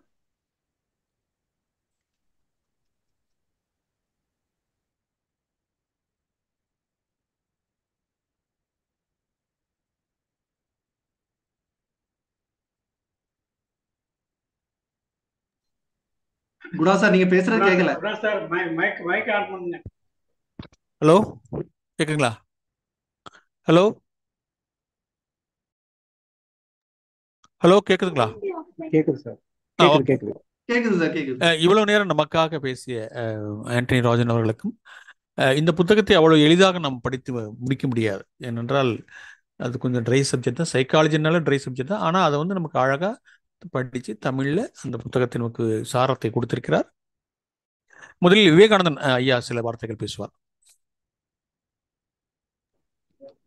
அனைவருக்கும் உற்சாகமான மாலை வணக்கம். இன்னைக்கு வந்து ஆண்டனி சாரோட ஸ்பீச் வந்து ரொம்ப எக்ஸலண்டா இருந்துச்சு. அதாவது என்னன்னா, கேட்டுக்கிட்டே இருக்கும் போல அப்படின்ற மாதிரி ஒரு இன்னைக்கு ஒரு அவரோட உரை இருந்தது. ரொம்ப சிறப்பா, எளிமையா, அதாவது ஒரு 5 வயது குழந்தை கூட புரியணும் அப்படின்ற அளவுக்கு வந்து சொன்னதுன்றது ரொம்ப சிறப்பா இருந்தது. இந்த புக் நானும் படிக்கணும்னு ஆரம்பிச்சு அப்படியே படிச்சுட்டு இருக்க ஒரு நேரத்துல இந்த புக்கை திருப்பி ஐ மீன் ஆண்டனி சார் சொல்றது கேட்குறப்ப ரொம்ப ரொம்ப சூப்பரா இருந்துச்சு. கண்டிப்பா வந்து ஃபர்ஸ்ட் எனக்கு அதிர்ஷ்டம்னு ஆரம்பிச்சப்ப என்னடா இப்படி இந்த புக்கு ஸ்டார்ட் ஆகுதா அப்படின்ற மாதிரி தோணுச்சு. பட் ஆனா போக போக வந்து அதுக்கு பொறுமை, அதுக்கு இன்வெஸ்ட்மெண்ட், எப்படி ஒரு 6 மாசத்தோட எல்லாமே நம்ம சேமிப்பு வைக்கணும். அன்சர்டன்டின்றது எப்போ வேணாலும் நடக்கலாம், எப்போ வேணாலும் அந்த நம்ம வர்றதை நம்ம எதிர்கொள்ளக்கு தயாரா இருக்கணும். அதே மாதிரி வந்து நம்ம வந்து நிறைய வருதுன்றப்ப ரொம்ப ஹாப்பியா இருக்கணும். அதே மாதிரி நமக்கு ஒரு நஷ்டங்கள் ஏற்படுறப்ப வந்து நம்ம வந்து ஏத்துக்கிறதுக்கு மனப்பக்குவத்தை எடுத்துக்கிறதுக்கு அப்படின்றது இந்த புத்தகம் சொல்லியிருக்காங்க. ரொம்ப சிறப்பா இருந்துச்சு சார். கண்டிப்பா உங்க வாழ்க்கையில வெண்மேலும் என்னோட வாழ்த்துக்கள். கண்டிப்பா இன்னைக்கு ஒரு நல்ல உரை கேட்க இந்த அமைச்சர் தமிழ் அமுது நிகழ்ச்சி அமைப்பாளர்கள் குணா சார் மற்றும் அம்பாளருக்கும் என் நன்றியை தெரிவித்துக் நன்றி.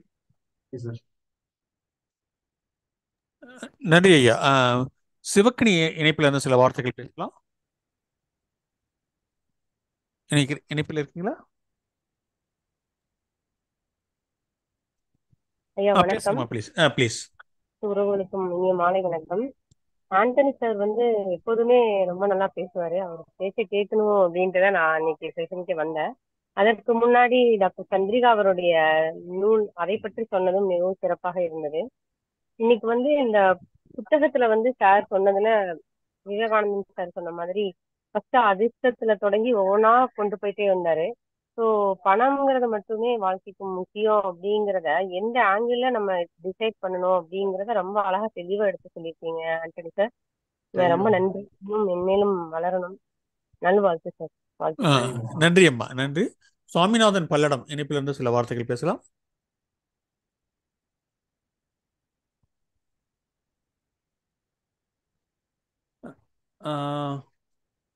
கஸ்தூரி அம்மா, நீங்கள் கூட சில வார்த்தைகள் பேசலாம். சார் சொல்றாரா? சாமிநாதன் சார் அவர் ஒன்றும் சத்தம் காணோம். நீங்க பேசுங்க, அடுத்தது லதா அம்மா பேசுவாங்க. வந்து பணம் சார் உளவியல் தலைப்புல பேசுனது வந்து உண்மையிலே சார் உங்களுக்கு 100 மார்க் கொடுக்கலாம் சார். அந்த அளவுக்கு வந்து ஒரு அந்த மாதிரி ஒரு டாபிக் எடுத்துக்கிட்டு எங்களுக்கு எதுவும் கொஞ்சம் கூட தொய்வு ஏற்படாத அளவுக்கு கொண்டு போனீங்க. பல முக்கியமான விஷயங்களை பகிர்ந்தீங்க. எனக்கு நீங்க சொல்ல சொல்ல சொல்ல பழைய கால திரைப்பட பாடலாம் ஞாபகம் வந்துட்டே இருந்தது. பொருளே யாருக்கு தொல்லையா புது வாழ்வே இல்லையா, இருள் நீங்கும் மார்க்கம் இல்லையா, இறைவா நீ சொல்லையான்னு ஒரு பாடல் வரும். அந்த பராசக்தி பாட்டுல இருந்து ஆரம்பிச்சு அப்புறம் ஓரிடந்தனிலே நிலை நில்லாதுலையினிலே உருண்டோடிடும் பணம் காசு என்னும் உருவமான பொருளே, அப்படி ஒரு பாட்டு வரும். பணம் என்னடா பணம் பணம் குணம் தானடா நிரந்தரன் ஒரு பாட்டு வரும். அதுல வந்து நீங்க சொன்ன அந்த எப்படி அந்த தானுங்கிற அகந்து இருக்க கூடாது, ரொம்ப சிம்பிளா இருக்கணும், இந்த மாதிரி விஷயங்கள்லாம் வரக்கூடிய அந்த விஷயங்கள்லாம் நீங்க சொன்னீங்க. காசு மேல காசு வந்து கொட்டுகிற நேரம் இதுன்னு ஒரு பாட்டு இப்ப ரீசெண்டா வந்தது. அப்புறம் வந்து இது ஏவிஎம் ராஜன் பாடுவாரு, இருக்கு இருக்குது என்று கொடுக்காதே, பணம் இல்லாத காலத்தில் தவிக்காதே, தனக்கு மிஞ்சிதான் தானம் என்கின்ற தத்துவம் மெய்யதை மறக்காதே. அதுல நல்லா தர்மம் செய்யணும்னு வரும். சிலத்துல வந்து நம்ம வந்து எப்பவும் நம்ம கையில கொஞ்சம் இருப்பு வச்சுக்கணுங்கிற மாதிரி அந்த ஒரு விஷயமும் கலந்த மாதிரி இப்படி நிறைய திரைப்பட பாடல்கள் வந்து அந்த பணத்தோட முக்கியத்துவத்தையும் நம்ம என்ன பண்ணணும் அம்மா ஒரு அப்படின்றதெல்லாம். நிமிடம் அம்மா. அம்மா ஐயா அம்மா ஐயா நீங்க ஒரு பாட்டு மிஸ் பண்ணிட்டீங்க. எது என்ன கிருஷ்ணன் திரைப்படத்துல ஒரு பாட்டு இருக்கு, அவர் கூட பாடு, அது கூட நினைச்சேன். அந்த பாட்டோட வரி ஞாபகம் வரல எனக்கு. 1 இருந்து 20 வரைக்கும் கொண்டாட்டம் கொண்டாட்டம், 21 இருந்து 30 வரைக்கும் திண்டாட்டம் திண்டாட்டம், என்ன 1 20 வரைக்கும் கொண்டாட்டம் கொண்டாட்டம், அப்படி வாங்க வலிக்கு வரும் தேதி 21 இருந்து 30 வரைக்கும் திண்டாட்டம். ஆக நம்ம வந்து அந்த மாதத்துக்கான இதில் நம்ம பட்ஜெட் போட்டு கணக்கு பண்ணி, எனக்கு இன்னைக்கும் டைரியில வந்து எவ்வளவு ரூபாய் எடுத்தாலும் அது என்ன செலவு பண்ண ஒரு 2 ரூபாய் கணக்கு வரலாம் கூட என் மண்டையை போட்டு உடச்சிக்கிட்டு என்ன பண்ணணும், அது எங்கேயாவது தர்மம் போட்டு ஏதாவது பண்ணியிருப்போம், ஏதாவது அந்த செலவு கரெக்டா எனக்கு கணக்கு வரணும், அது வரைக்கும் விட மாட்டேன். அந்த மாதிரி கணக்கு எழுதி வைக்கிறதுன்றது ஒரு நல்ல ஒரு பழக்கம். அந்த சேமிப்பு பழக்கத்தை பத்தி பேசினாரு. அப்புறம் பாயிண்டா சொல்லிட்டு வந்தாரு, எப்படி வந்து அவங்கவுங்க சூழ்நிலையை பொறுத்தது அப்படிங்கறதுல ஆரம்பிச்சு, அப்புறம் வந்து காரணம் தெரிஞ்சு முதலீடு பண்றது, அப்புறம் வந்து அவங்களுக்கு ஒரு அதிர்ஷ்டம்னு ஒண்ணு இருக்கணும், அதுவும் ஒரு பிளஸ் பாயிண்ட் தான். பார்க்காத பயிரும் கேட்காத கடனும் பாழுன்னுவாங்க. ஒரு சமயத்துக்கு ஒருத்தர் ஹெல்ப் பண்றோம் செய்யறோம், ஆனா அதே சமயத்துல இவ்வளவுதானே இப்ப என்ன கேட்காம போட்ட அப்படின்ற மாதிரி இல்லாம நம்ம அதை வந்து கேட்டு வாங்குறதுன்றது வந்து அதுவும் ஒரு சாமர்த்தியம் தான். அதுக்கப்புறம் வந்து போதுன்ற மனநிறைவு, அந்த சாட்டிஸ்பாக்சன் இருக்குதுங்கிறது, தேவையில்லாத வாங்கி போட்டுட்டு நம்ம வந்து தவிக்க கூடாது பின்னாடி அப்படிங்கறது சொன்னார். ஒரு இது கூட கேள்விப்பட்டேன் நான், ஒரு பையன் வந்து அவங்க அப்பா ஏதோ பெரிய இந்த கார் வாங்கி கொடுத்து அதை வாங்கின அவசரமே கொண்டு போயிட்டு எங்க ஏரியில போட்டு மூழ்கடிச்சிட்டான். ஏன்னு ரீசெண்டா வந்த நியூ மாடல் தான் நான் உங்களுக்கு கேட்டேன், இது எதுக்கு வாங்கி கொடுத்தீங்க, அப்படியே சம்பிச்சுட்டாரான் அவங்க அப்பா, அவ்வளவு பெரிய கோடீஸ்வரரு, அவனுக்கு அவ்வளவு பெரிய கார் வாங்கி கொடுத்தாரு, சும்மா அப்படியே கொடுத்து ஏரியில மூழ்கடிச்சிட்டான்னு சொல்லிப்பாரு. அப்போ அந்த மாதிரி அந்த புதிய விஷயங்கள் புதிய மட்டுமே நம்ம கையாளணும் அப்படின்ற மாதிரி நினைக்கிறது. அப்புறம் அந்த நேரம் ஒதுக்குறத பத்தி பேசினாரு, அது ரொம்ப நல்லா இருந்தது. அப்புறம் நிறைய இந்த பொருள் அதுல சேர்த்தவங்கள வந்து யாரெல்லாம் முன்னுக்கு வந்தாங்க, பில்கேட்ஸ் பத்தி நிறைய சொன்னாரு. எப்படி வந்து எந்த விதமான ஒரு பின்புலமும் இல்லாம Hitler, Thomas Alva Edison, Joseph Stalin இவங்க எல்லாம் வந்து எப்படி பெரிய பெரிய விஷயங்களை சாதிச்சாங்க அப்படின்னு சொன்னாரு. திருவள்ளுவர் சொல்லியிருக்காரு, ஞானம் கருதணும் கைகூடும் காலம் கருது இடத்தால் செய்யுன்னு. அது மாதிரி பொருள் அதுல இல்லாருக்கு உலகம் இல்லை, பொருள் இல்லாருக்கு இவ்வுலகம் இல்லைன்னு சொல்லியிருக்காரு. ஆக பொருளோட முக்கியத்துவம் தெரியணும். அதே சமயத்துல நம்மளுடைய சில சூழ்நிலைகள்லாம் மாறும் உலகத்துல, அந்த மாதிரி நேரத்துல நம்ம சமாளிக்கணும்னா அதுக்கு வந்து நமக்கு சேமிப்புன்றது ரொம்ப ரொம்ப அவசியம். அதனால வந்து இன்னொன்னு முக்கியமான எனக்கு ரொம்ப பிடிச்சது வந்து பணத்தால் அசைக்க முடியாத சுதந்திர உணர்வு கொண்டதா நம்ம இருக்கணும். பணம் நிறைய வந்துட்டாலும் அதால நிலை தடுமாற்றம் அந்த மாதிரி இல்லாம, நிலையில் தெரியாத அடங்கியான் தோற்றம் மலையனும் மான பெருதுன்னு சொல்லுவாரு. அப்படி எந்த நிலையிலையும் நம்ம ஏற்றம் வந்தாலும் இறக்கம் வந்தாலும் எப்படி அதை வந்து பேலன்ஸ் பண்ணிட்டு போகணும் அப்படின்றத வந்து ரொம்ப அழகா சொன்னாருங்க. பொறுமையும் சேமிப்பும் இருந்துச்சுன்னா மட்டும்தான் நம்ம உயர்நிலைக்கு வர முடியும். கடைசியா முத்தாய்ப்பா கொண்டு வந்து முடிச்சாரு. ஆண்டனி சார் உண்மையிலேயே அற்புதமா இருந்தது. நான் தான் உங்களுக்கு நன்றி சொல்லணும். அழகா இது என்ன சொல்றது, கோர்த்து எல்லாத்தையும் ஒரு கோர்வையா செமையா சொல்லிட்டீங்க. உளவியல், ஆனா உளவியல் வந்ததால இது வேற மாதிரி இருக்கும், வித்தியாசமா நம்ம பணத்தை எப்படி சேமிக்கணும் அப்படின்ற மாதிரி, அதாவது இது எப்படி போக போகுதுன்னு நினைச்சேன் நானும். நீங்க அழகா அதை சொன்னீங்க, எப்படி எல்லாம் இன்வெஸ்ட் பண்ணணும், எங்க பண்ணணும், அதெல்லாம் தெரிஞ்சு நம்ம செய்யணுங்கிறதெல்லாம் ரொம்ப அழகா பாயிண்டா சொன்னீங்க. எங்களுக்கும் ரொம்ப இன்ட்ரெஸ்டா இருந்தது கேட்கறதுக்கு. மிக்க நன்றி. நீங்க கலந்துக்கிறது மட்டும் இல்லாம இதை வந்து நீங்க வந்து சரியா ஆண்டனி சொன்ன மாதிரி கோத்து சொன்னதுக்கு மிகவும் நன்றி. நன்றியம்மா, தொடர்ந்து இணைந்திருங்கள். லதாமா சில வார்த்தைகள் பேசுமாறு கேட்டுக்கொள்கிறேன். லதாமா, முனைவர் லதா இணைப்பு இருக்கீங்களா? சில வார்த்தைகள் பேசலாம். சாரி ஆண்டனி சார், ரொம்ப ரொம்ப ஒரு மகிழ்வா கேட்குற மாதிரியான ஒரு உரையா இருந்தது. ஏன்னா ஒரு பணம் சார் உளவியல் அப்படின்ற ஒரு தலைப்புக்குள்ள அந்த விஷயத்த நீங்க சொன்ன விதம் இருக்கு இல்லையா, அது ரொம்ப ரொம்ப ரொம்ப எளிமை, ரொம்ப அருமை. இது மாதிரி உரைகள் நான் ஒரு பேராசிரியர் இருக்கிறதுனால எங்களுடைய கல்லூரி மாணவர்களுக்கும் பல்கலைக்கழக மாணவர்களுக்கும் பள்ளி மாணவர்களுக்கும் கூட இந்த விஷயம் போய் சேர்ந்தா நல்லா இருக்கும் அப்படின்றது என்னுடைய கருத்து. ஏன்னா இன்னைக்கு இருக்கிற குழந்தைங்களுக்கு இது பெரியவங்களுக்கே ஒரு பணம் குறித்த புரிதல் உண்மையில இருக்கான்னு கேட்டா, சேமிப்பு குறித்த புரிதல் இருக்குதான்னு கேட்டா கண்டிப்பா இல்லைன்னு தான் சொல்லணும். ஏன்னா சில பேர் அன்றென்று வாழ்பவர்கள், சில பேர் அன்னைக்கு இன்னைக்கு வாழ்ந்தா போதும்னு நினைக்கிறவங்க இருக்கிறாங்க. சில பேருக்கு நீங்க சொன்ன மாதிரி ஒரு நிறைவான வாழ்க்கை, நிறைவான அது மனம் இல்லாதனால, நிறைவான மனம் இல்ல, பணம் பணம் எனக்கு வேணும் வேணும் வேணும்ன்ற அந்த போதாமை இருக்குதுனால வரக்கூடிய சில சிக்கல்கள், அதனாலே அவங்க வாழ்க்கையை இன்னும் சிக்கலாக்கி உறவுகளையும் சிக்கலாக்குறாங்க.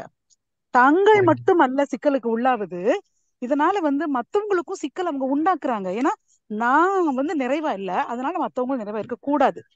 ஸோ இது உண்மையிலே ஒரு பணம் சார்ந்த உளவியல் மட்டுமல்ல. இது நீங்க பேசுனது ஐயோ வாய்ப்பே கிடையாது, சான்ஸே இல்லைன்னு சொல்லுவாங்கல்ல, அது மாதிரி கோர்வை, ஒரு தொய்வு இல்ல. இது நான் எப்பவுமே இலக்கியம் சார்ந்த விஷயங்கள் ரொம்ப ஆழமா கேட்பேன் நான். இது முதல் தடவையா நான் கேட்டேன் நான் நினைக்கிறேன், இலக்கியம் அல்லாத ஆனா உளவியல் இருக்குதுனால எனக்கு கண்டிப்பா இது நீங்க ஷேர் இந்த மாதிரிலாம் பேசும்போது ஆரம்பத்துல கொஞ்சம் வேற மாதிரி தோணுச்சு. அதே மாதிரி அதிர்ஷ்டத்தை ஒருபோதும் நான் நம்புறதே கிடையாது. ஆனா இன்னைக்கு நான் யோசிச்சேன், எத்தனையோ பேர் இருக்கு, நான் மதுரை பாத்திமா கலர்ல வேலை பார்க்கறேன் அப்படின்னா அந்த அதிர்ஷ்டம் எனக்கு இருக்குது அப்படின்னு நான் நினைச்சேன். சத்தியமா ரொம்ப நன்றி. ரொம்ப ரொம்ப ரொம்ப ரொம்ப நிறைய சிந்திக்க வச்ச ஒரு ஒரு உரை உங்களுடைய உரை. வாய்ப்பு இருந்தா மறுபடியும் உங்களுடைய உரை கேட்கறதுக்கு எனக்கு ஒரு வாய்ப்பு கிடைச்சா நான் சந்தோஷப்படுவேன். என்னுடைய நான் கேட்கிறேன், தொடர்ந்து நான் உங்களுடைய உரை கேட்டுட்டே வர்றேன், இனிமே கேட்கிறேன். இதான் முதல் முறை. ஏதாவது எங்க மாணவ மாணவியருக்கு மதுரை பக்கம் நீங்க வருவீங்க அப்படின்னா கண்டிப்பா நான் உங்களை பயன்படுத்திக்குவேன் அப்படின்னு நான் நம்புறேன். அதுக்கு ஒரு வாய்ப்பு நான் நீங்க ஆக்சுவலா ராஜபாளையத்துல தான் நாங்க இப்ப வேலை பார்த்துட்டு இருக்கேன். எனக்கு இப்ப ஆக்சுவலா இந்த பகுதியில் இருக்கக்கூடிய நான் பல கல்லூரிகள்ல இந்த மாதிரியான பல மாணவர்களுக்கு நான் பேசியிருக்கிறேன். இந்த மாதிரியான பணம், பொருளாதாரம், how to invest, how to save, அந்த மாதிரியான டாபிக்ஸ்ல கிட்டத்தட்ட ஒரு 2 hours 3 hours இந்த மாதிரியான இன்ட்ரெஸ்டிங்கா பிள்ளைங்க கிட்ட நான் பேசியிருக்கேன், கல்லூரி மாணவர்கள்ட்ட. அது எனக்கு ரொம்ப பிடிக்கவும் செய்யும். நான் அதனாலதான் என்னோட அந்த இதுல கூட நான் கொடுத்திருந்தேன், இந்த இன்ட்ரோடக்ஷன்ல கூட. ஸோ நீங்க கூப்பிட்டா நான் கண்டிப்பா அதை செய்வதற்கு தயாராக இருக்கிறேன். வாய்ப்பு ஆக்சுவலா இது குணசேகரன் சாருக்கு தான் நான் மிகப்பெரிய நன்றி சொல்லணும்னு நினைக்கிறேன். ஏன்னா இந்த மாதிரியான மிகச்சிறப்பான மனிதர்கள் இருக்கக்கூடிய, ஏன்னா நான் நினைப்பேன், நான் நிறைய இடத்துல பேசிக்கிட்டு போயிடுவேன். பட் எனக்கு ஆக்சுவலா நீங்க ஃபீட்பேக் சொல்லும் போதுதான் நான் எவ்வளவு ஒரு நல்ல விஷயத்த பேசியிருக்கிறேன் அப்படிங்கிறது எனக்கு புரியுது. கஸ்தூரிபாய் மேடத்தோட அந்த அந்த கோர்வையாக இருக்கட்டும், எனக்கு அது அப்படியே மனசுல தொகுத்தே நினைக்குது. கொடுத்துட்டாங்க. ஆமா, ஏன்னா எனக்கு தெரியும் எப்படி பேசாலும் ஒரு கூடி போனா ஒரு 10 நிமிடம் கவனிக்கலாம், அதற்கு மேல எப்படி கவனிக்கிறாங்க அப்படிங்கிற கேள்வி எனக்கு இருந்துகிட்டே இருந்துச்சு. பட் நீங்க உங்களுடைய ஃபீட்பேக்ஸ் எல்லாம் எனக்கு கேட்கும்போது எனக்கு ரொம்ப சந்தோஷமா இருக்குது. நான் இதை கண்டிப்பா தொடர்ந்து செய்யணும்னு நினைக்கிறேன். நீங்களும் சப்போர்ட் பண்ணுங்க, கண்டிப்பா பண்ணுவோம். ரொம்ப இல்ல, நன்றி. நானும் மகிழ்ச்சியோட சந்திச்சு சொல்லிக்கிறேன். நானும் என்னோட சொந்த ஊர் ராஜபாளையம், பணிக்காகத்தான் நான் இங்க வந்திருக்கிறேன். நம்ம தனியா பேசிக்கலாம் சார், நான் நம்பர் கண்டிப்பா. வாங்கிக்கிறேன். நன்றி அம்மா, ரொம்ப நன்றி, தேங்க்யூ. ரொம்ப நன்றி சார், ரொம்ப அற்புதம் நன்றி. அற்புதம் அற்புதம். அதாவது நம்ம பள்ளியில மாணவர்களுக்கு கல்வி கற்றுக் கொடுக்குறோம். அப்புறம் கேரியர் அட்வான்ஸ்மெண்ட், கேரியர் இப்படி போற சொல்லிக் கொடுக்குறோம். ஆனா பணத்தை எப்படி கையாள்வதுன்ற யாரும் சொல்லிக் கொடுக்கறதே இல்லை. நம்ம குழந்தைகளுக்கு சொல்லிக் கொடுக்கறது இல்லை, இப்போ வளர்ந்த பிறகு நமக்கு தெரியறதும் இல்லை. இதனால நிறைய விஷயங்கள் என்ன நடக்குதுன்னா, ஓவர் பேர்டன், இல்லை அது கடன் தொல்லையால் தற்கொலை, இதெல்லாம் கேட்கவே நமக்கு கஷ்டமா இருக்குது. அதாவது சிவசங்கரி எழுதின ஒரு புத்தகம் உங்களுக்கு ஞாபகம் இருக்குது, சின்ன சின்ன நூல்கண்டா நம்மை சிறைப்படுத்துவது அப்படின்ற ஒரு புத்தகம். அது ஃபுல்லா இதுதான், இந்த மாதிரி குட்டி குட்டி டாபிக்ஸ் தான் பேசும். ஒரு சின்ன ஒரு ஃபினான்ஷியல் மேனேஜ்மெண்ட் கூட நம்மளால செய்ய முடியலன்னா அது எவ்வளவு பெரிய இது. நமக்கு என்ன வருமானம் வருதோ அதற்கு குறைவாகத்தான் நம்ம செலவு செய்ய வேணும். ஒரு சின்ன உதாரணம் சொல்லணும்னா, நான் கல்லூரியில ஒரு வனக்கல்லூரியில ஒரு 3 ஆண்டுகள் வேலை பார்த்தேன். அப்போ எனக்கு கூட நிறைய ப்ரொஃபசர்ஸ் வேலை பார்த்தாங்க. நான் ரிசர்ச் ஃபெல்லோ இருந்தாலும் அவர்கள் என்கிட்ட கடன் வாங்குவாங்க. அவரோட நான் சின்ன பையன், அவர்களை விட நான் ஒரு சின்ன பையன், ரொம்ப கம்மி சம்பளம், ஒரு 1500 ரூபாய். அப்போ அவங்க 4000 ரூபாய் வாங்குவாங்க, நான் 1200 ரூபாய் இந்த மாதிரி தான் வாங்குவேன். இருந்தாலும் மாதம் என்கிட்ட சிலர் கடன் வாங்குவாங்க. இப்போ அன்னையிலிருந்து இன்னி வரைக்கும் ஃபாலோயிங் தி சேம் டெம்போ. அதாவது என்னுடைய வருமானத்திற்கு மேல நம்ம என்னைக்குமே நம்ம செலவு செய்யாம இருப்பதே நமக்கு ஒரு லாபம் தான் அப்படின்றது என்னுடைய கணிப்பு. ரொம்ப அருமை அருமை. இந்த ஃபினான்ஷியல் லிட்டர் நம்ம மார்க் ஆண்டனி வந்து அது ஆண்டனி ராஜன் வந்து நம்ம தளத்தில் நிறைய பேசியிருக்காரு. இது வந்து சில சமயம் வந்து அடுத்தடுத்து சில வாரங்கள் கூட பேசியிருக்காரு. நம்ம வந்து லிஸ்ட் எடுத்து பார்த்தா அந்த மாதிரி கூட இருக்குது. ஆனால் அவருடைய ஒரு சிறப்பு என்ன விஷயம்னா அவர் எப்பயுமே வந்து ரெஃபர் பண்ணுறதே இல்லை. அந்த புத்தகத்தை முழுமையாக உள்வாங்கி அப்படியே அருவி மாதிரி கூட்டுவார். அதுதான் அவருடைய ஸ்பெஷாலிட்டி. ரொம்ப நன்றியம்மா, கலந்து கொண்ட அனைவருக்கும் நன்றி. அப்புறம் நம்முடைய ராஜசேகரன் ஐயாவோட கருத்துக்கள் கேட்காம இந்த நிகழ்ச்சியே முடியாது. அவர் கட்டாயம் சில கருத்துக்கள் சொல்லணும்னு கேட்டுக்கிறேன். அப்படின்னு இல்லை, அவங்க கஸ்தூரிபா ரொம்ப அருமையாக சொல்லிட்டாங்க.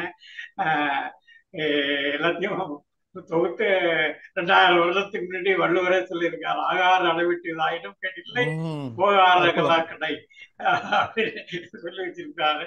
இது வந்து நம்ம ராஜன் ஆண்டனி வந்து நம்ம தளத்துக்கு புதுசு இல்லை. அவர் வந்து இதுல இன்னொரு பணம் இன்னும் உளவியல், பணத்தை பத்தி ரொம்ப பேர் இந்த ஈடுபாடு உடையவங்களா இருக்கலாம், இல்லாமலும் இருக்கலாம், பணமே இல்லாதவங்களா இருக்கலாம், பணம் நிறைய இருக்கிறவங்களா இருக்கலாம். ஆனா உள்ளம் எல்லாருக்கும் இருக்கு. அதனால இந்த உளவியல் வந்து பணத்தை பத்தி பாசிட்டிவாகவும் நெகட்டிவாகவும் எல்லாருக்கும் ஒரு உளவியல் வரும்.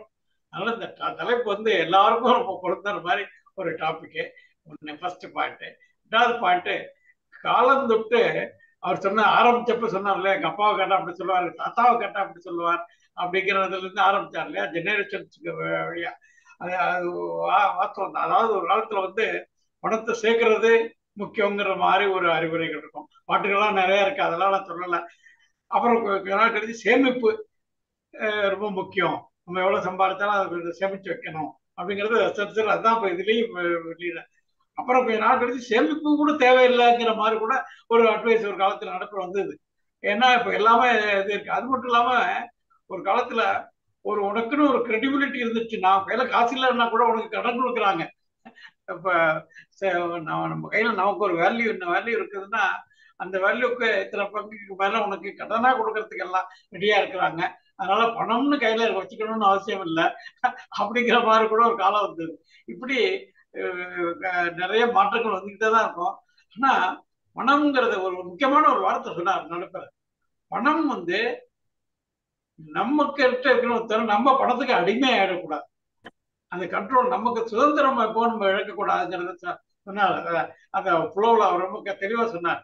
பணம்ங்கிறது தேவைதான், இல்லைன்னு சொல்லல. ஆனா அதுக்காக நம்மளோட சுதந்திரத்தை நம்ம இழந்துடக்கூடாது அப்படின்னு. இதுக்கு ஒரு சின்ன ஒரு ஒரு உதாரணத்தை சொல்லி நான் அதை சொல்லலாம்னு நினைக்கிறேன். அதாவது இந்த மொரிஷியஸ் கண்ட்ரிக்கு அடிக்கடி போற மாதிரி இது போயிட்டு வந்துட்டு இருந்தேன். ஒரு 5வது 6வது போறதுக்கு முன்னாடி எப்பவுமே அந்த நாட்டு கரன்சியை மாத்தி கையில எடுத்துட்டு போறது வழக்கம். நம்ம நாட்டு கரன்சி கையில இருக்கிற பணத்தை கொடுத்து மாத்தி எடுத்துட்டு போனா அங்க செலவு போக வர டாக்ஸிக்கு அங்க செலவு பண்றதுக்கு சௌரியமா இருக்கும்னு சொல்லி எடுத்துட்டு போவோம் வழக்கமா.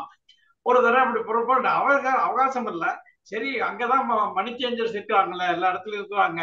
அதனால நம்ம போர் பணத்தை எடுத்துக்கிட்டு, நம்ம ஊர் பணத்தை வச்சு பாக்கெட் எடுத்துக்கிட்டு, சரி அங்க தேவைப்பட்டா நம்ம மாத்திக்கலாம் அப்படிங்கிற ஐடியாவில இங்க மாத்திக்காம, அந்த ஊர் பணம் மாத்திக்காம கிளம்பி போயிட்டேன். போய் இறங்கி அன்னைக்கு சாயந்தரம் டிவியை போட்டோன்னே நமது பிரதமர் பணத்தை மதிப்பிழப்பு செஞ்சுட்டார். அன்னைக்கு கையில இருந்த பணம் செலவுக்குன்னு கொஞ்சம் பணம் கொண்டு போயிருந்தேன். இந்த பணம்லாம் இன்னைக்கு ராத்திரி 8 மணிக்கு மேல 12 மணிக்கு மேல இதுக்கு மதிப்பு கிடையாதுன்னு சொல்லிட்டாரு. எங்க 4 மணி நேரம் தான் டைம். 4 மணி நேரம் இரவு நேரம் வெளியூர், நம்ம பணம் மதிப்பே இல்லை, பணமே இல்லை. 10 நாள் அந்த ஊர்ல இருக்கணும். என்ன செய்யறதுன்னு யோசனை பண்ணிக்கிட்டே இருந்தேன். ஒன்றும் பண்ண முடியல. என்னன்னா இது வந்து இறங்கணும்னா கையில இருந்த பணம் எல்லாம் வேல்யூ இல்லைன்னு சொல்லிட்டாங்களேன்னு. அடுத்த நாள் மணி சேஞ்சர்ஸ் காலையில 10 மணிக்கு தரப்பான். காலையில 8 மணிக்கு நான் அலுவலுக்கு போகணும். சாயந்தரம் 5 மணிக்கு அவன் மூடிடுவான். நான் 7 மணிக்கு தான் வருவேன். இப்படி ஒரு வாரம் போயிடுச்சு. ஆனா என்ன ஹோஸ்ட்னு வந்து வச்சிருந்தவங்க எல்லாம் பார்த்துட்டாங்க. ஹோட்டல் தங்குறது எல்லாம் போக்குவரத்து எல்லாம் பார்த்துட்டதுனால எனக்கு என்னோட இஷ்டப்பட்டு வெளியில கொஞ்சம் போறது வர்றது எல்லாம் எதுவுமே பண்ண முடியல. 12 நாள் அந்த ஊர்ல இருந்துட்டு திரும்பி வந்து சேர்ந்துட்டேன். இந்தியாவுக்கு வந்து சேர்ந்ததுக்கு அப்புறம் தான் தோணுச்சு, பணம் கையில வச்சிருந்தோம், பணமே இல்லாம வேற ஒரு நாட்டுல நம்ம இருந்துட்டு 12 நாள் இருந்துட்டு வந்திருக்கிறோம். அப்படிங்கும் போதுதான் அந்த பணத்தோட வேல்யூங்கிறது, வேல்யூ இல்லைன்னாலும் அது எந்த அளவுக்கு இருக்குங்கிறது நமக்கு ஒரு ப்ராக்டிக்கல் ரொம்ப நீளமான கதையை சுருக்கமா சொல்லியிருக்கிறேன். இதுதான் அந்த பணத்துக்கு உண்டா. பணத்துக்கு வந்து நம்ம மதிப்பு கொடுக்கணும். அது தேவை. அதே சமயத்துல நமக்கு அடிமை ஆகிடக்கூடாது, அது சுதந்திரமா இருக்கணுங்கிறத பத்திவா சொன்னாரு. நிறைய பாட்டுகள் ஞாபகம் வந்தது. அவங்க கச்சேரிபா ரொம்ப அருமையா எல்லா பாட்டுகளையும் சொல்லிட்டாங்க. நான் வந்து நேரத்தின் அருமை கருதி இவர் சொன்னதுல ரெண்டே ரெண்டு குறள், என்னோட நிழல் குறள்ல இந்த ரெண்டு குறளை மட்டும் சொல்லலாம்னு நினைச்சிட்டு இருக்கேன். அதாவது ஆண்டனி சொன்னாரு, எப்பவுமே இந்த பக்கத்து வீட்டுக்காரன் கார் வாங்கிட்டா நம்ம ஒரு கார் வாங்கணும், பக்கத்து வீட்டுக்காரன் பங்களா வாங்கிட்டா நம்ம ஒரு பங்களா வாங்கணும் அப்படின்னு சொல்லி நம்ம பண்றப்ப அதுவே ஒரு இந்த உளவியல்ல மெயின் பாயிண்ட் அதுதான். காலத்துல நமக்கு என்ன தேவையோ அதை பண்ணி வச்சு இது பண்ணுங்கிறதுனால அதை ஃபோக்கஸ் பண்ணி தூய்த்தர் தெளிவு அப்படிங்கிற அதிகாரத்துல ஒரு குறள், தூக்குங்கால் தூய்கற்க பிறர் நோக்கி என்றும் தூய்க்க நின் தேவை அறிந்து. தூக்குங்கால் தூய்கற்க பிறர் நோக்கி என்றும் தூய்க்க நின் தேவை அறிந்து. இது ஒரு குறள். இன்னொன்னு, இப்போ சமீப காலத்துல பழகி இருக்கிறது என்னன்னா, எல்லா இடத்துலையும் இந்த இன்ஸ்டால்மெண்ட்ல கொடுக்கறது அப்படிங்கறதெல்லாம் இருக்கு. இல்ல இதை வந்து காலகாலமா வர்றவங்களுக்கு அவங்க கச்சேரி பேசுறமா ஒரு சொன்னார் இல்லையா, ராஜன் சொன்னார் இல்லையா, தாத்தா காலம் அப்பா காலம்லாம். ஒரு சின்ன ஒரு நிகழ்வு ஒன்று சொல்றேன். ஒரு பேங்க்குக்கு போயிருந்தேன் கூட, எங்க அப்பா வந்திருந்தாரு. திரும்பி வரும்போது அந்த பேம்ப்ளெட் எடுத்திருப்பாங்க பேங்க்ல. என்னமோ ஒரு பேம்ப்ளெட் எடுத்தேன். சரி, இந்த வீட்டில் போய் படுத்துக்கணும், இளமா இருக்க என்னமோ இருக்க, வீட்டில் போய் படுத்திக்குவோன்னு கொண்டாந்து வீட்டில் வந்து வச்சிருப்பா. அதை எடுத்து பார்த்துட்டு உடனே அப்பா கோவம் வந்துச்சு. என்ன பண்ண நீ, நேற்று லோன் வாங்குறேன் அப்படின்னாரு. லோனா? நான் எங்க லோன் வாங்குறேன் அப்படின்னேன். எதுக்கு எடுத்துட்டு வந்திருக்க அப்படின்னு. இன்னும் பேங்க்ல வச்சிருந்தா அதை எடுத்து படிக்கலாம்னு எடுத்துட்டு இருந்தேன். அதாவது லோன் வாங்குறதே ஒரு சரியானது இல்லைங்கிற மாதிரி பழக்கம் உள்ளவங்க அவங்க, ஒரு ஜெனரேஷன் அவங்க. அதுக்கு முன்னாடி பழைய காலத்துல கடன் வாங்கினா கடன் வாங்கிட்டவங்க தூங்க மாட்டாங்களாம். இப்ப எல்லாம் கடன் கொடுத்தவங்க எல்லாம் தூங்குறது இல்லை, கடன் வாங்கினவங்க தூங்க மாட்டாங்களாம். கம்பர் காலத்துல எல்லாம் கடன் பட்டார் நெஞ்சப்பெல்லாம் கலங்கினான இலங்கை வேந்தன்னு கடன் வாங்கினவங்க தூங்கவே மாட்டாங்களாம் அந்த கடனை திருப்பி கொடுக்குற வரைக்கும். அந்த மாதிரி எல்லாம் இருந்திருக்க ஒரு ஜெனரேஷன் எல்லாம் இருந்திருக்கு. அது போல இது இந்த இந்த இன்ஸ்டால்மெண்ட்ல கிடைக்கிற போது சில சமயம் என்ன பண்ணுவான், ஃபர்ஸ்ட் ஒரு மாசம் கட்டிட்டா போச்சு அப்படின்னு சொல்லிட்டு வாங்கிட்டு அப்புறம் கட்ட முடியாம தைப்பாங்க. அவன் இவன் அனுப்புவான், அப்புறம் அவன் திண்டாட்டம், இந்த மாதிரிலாம் நிகழ்ச்சிகள் நடக்க. அதை டச் பண்ணி இன்னொரு குறள் அதையும் சொல்லிட்டு, எளிதென்று ஏற்றபின் இன்னற்க கொள்பவோ கழிவதனை கவ்விய அரபு. ஒரு பாம்பு ஏதோ ஒரு காட்டுல ஒரு யானையோட காலை கவ்விடி, யானையோட காலை கவ்வ முடியும், ஆனா அந்த யானையை முழுங்க முடியுமோ? எளிதாய் கிடைப்பினும் ஏற்க கொள்பவோ கழிவதனை கவ்விய அரபு.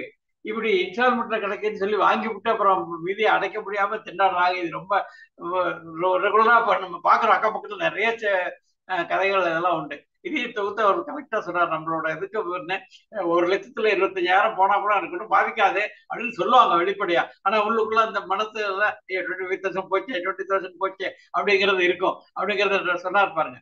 அதாவது மனது உளவியல்ங்கிறது, பணங்கிறது, அது எவ்வளவுதான் நமக்கு இருந்தாலும் நம்மகிட்ட இருந்து நம்ம போயிடுச்சுன்னா அது நமக்கு ஒரு பாதிப்பு தான் உண்டாக்கும் அப்படிங்கிறது. இது எல்லாத்துக்கும் மூல காரணமா அவர் சொன்னார் இல்லையா, ஆகார வீட்டுதாயினும் கெடில்லை புகாராகளா கடைன்னு. அதை ஒரு ஸ்ட்ரிக்டா ஃபாலோ பண்ணிட்டு உங்களுக்கு எல்லாம் பிரச்சனை இல்லை, பிளான் பண்ணணும், இது பண்ணணும். அதிர்ஷ்டம் ஒரு லைன் வேணும் தான், ஆனா அதிர்ஷ்டமே நம்பி இருக்க கூடாது அப்படிங்கிறதையும் தெளிவா சொல்லி சொன்னாரு. ரொம்ப அருமையான ராஜன் பிரசன்டேஷன் எப்பவுமே ரொம்ப நல்லா இருக்கும். அதுல இன்னொன்னு அவரோட அந்த ஃப்ரேம் பண்ணார் பாருங்க, பிக்சர் ஃப்ரேம் பண்ணிருக்க ரொம்ப அழகா ஃப்ரேம் பண்ணிருக்காரு. அந்த ஸ்ட்ரக்சர் சென்டரா வச்சு இன்னும் அவ்வளோ பக்கங்களை வச்சு வச்சு பேக்ரவுண்டு கொடுத்து ரொம்ப அருமையா இருந்தது, ரொம்ப நல்லா இருந்தது. நல்ல டாபிக்கு. பணம் எல்லார்ட்டும் இருக்காது, ஆனா உள்ள எல்லார்ட்டும் இருக்கும். பணம் சார்ந்த உளவியல்ங்கிற டாபிக் போட்டு ரொம்ப அருமையா சொன்னார். ரொம்ப நல்லா இருந்துச்சு, பாராட்டு. நல்ல நன்றி ஐயா, நன்றி. ஆண்டனி, நீங்க பேங்க்ல வேலை பார்க்குறீங்களா?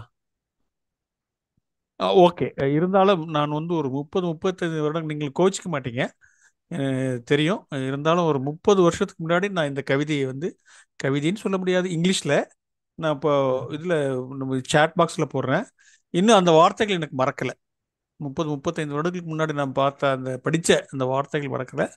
இது வந்து அது நம்ம எப்படி எடுத்துக்கிட்டாலும் பரவாயில்ல, நீங்கள் தப்பாக எடுத்துக்காதீங்க. இது எனக்கு நினைவில் வந்தது, நான் சொல்கிறேன். Rags make paper, paper makes money, money makes bank, bank makes loan, loans make beggars, beggar make rags. நடுவில் ஒரு வார்த்தை மிஸ் ஆச்சு. அதாவது money makes bank, bank makes loans, loans make beggars, beggar makes rags. இந்த circle அப்படியே complete ஆகுது. இது வந்து நான் வந்து முதல் ஒரு 35 வருடங்களுக்கு முன்னாடி இதை நான் படித்தேன். எனக்கு அப்படியே மனசில் பதிஞ்சிருச்சு. அதனால உங்களுக்கு அதை உங்ககிட்ட ஷேர் பண்ணணும்னு நான் நினைத்தேன். தவறாக எடுத்துக்க மாட்டீங்க. ஏன்னா வந்து இல்லை நம்ம ஒரு ஆர்கனைசேஷன் பற்றி நம்ம தவறாக சொல்கிறோம் இல்லையா, அது தப்பு இல்லையா? பட் இருந்தாலும் ஒரு சர்க்கிள் அப்படிங்கிறது ஒரு சும்மா, அதாவது ஜென்ரலாக வந்து லோன் வாங்குறது சரியான விஷயங்கள் அல்ல அப்படிங்கிறது, நம்மளுடைய ஓன் செல்ஃப் சஃபிஷியன்சி ஃபண்ட்ஸில் தான் நம்ம பயன்படுத்தணும் அப்படிங்கிறது என்னுடைய நோக்கம். அதுதான் என்னோட நோக்கம். நன்றி அம்மா அவர்களுக்கு. ஏறக்குறைய நிகழ்ச்சியின் இறுதி கட்டத்துக்கு வந்து ஏறக்குறைய 2 மணி நேரம் 2.25 மணி நேரம் நம்ம இந்த நிகழ்ச்சி நடந்திருக்கு.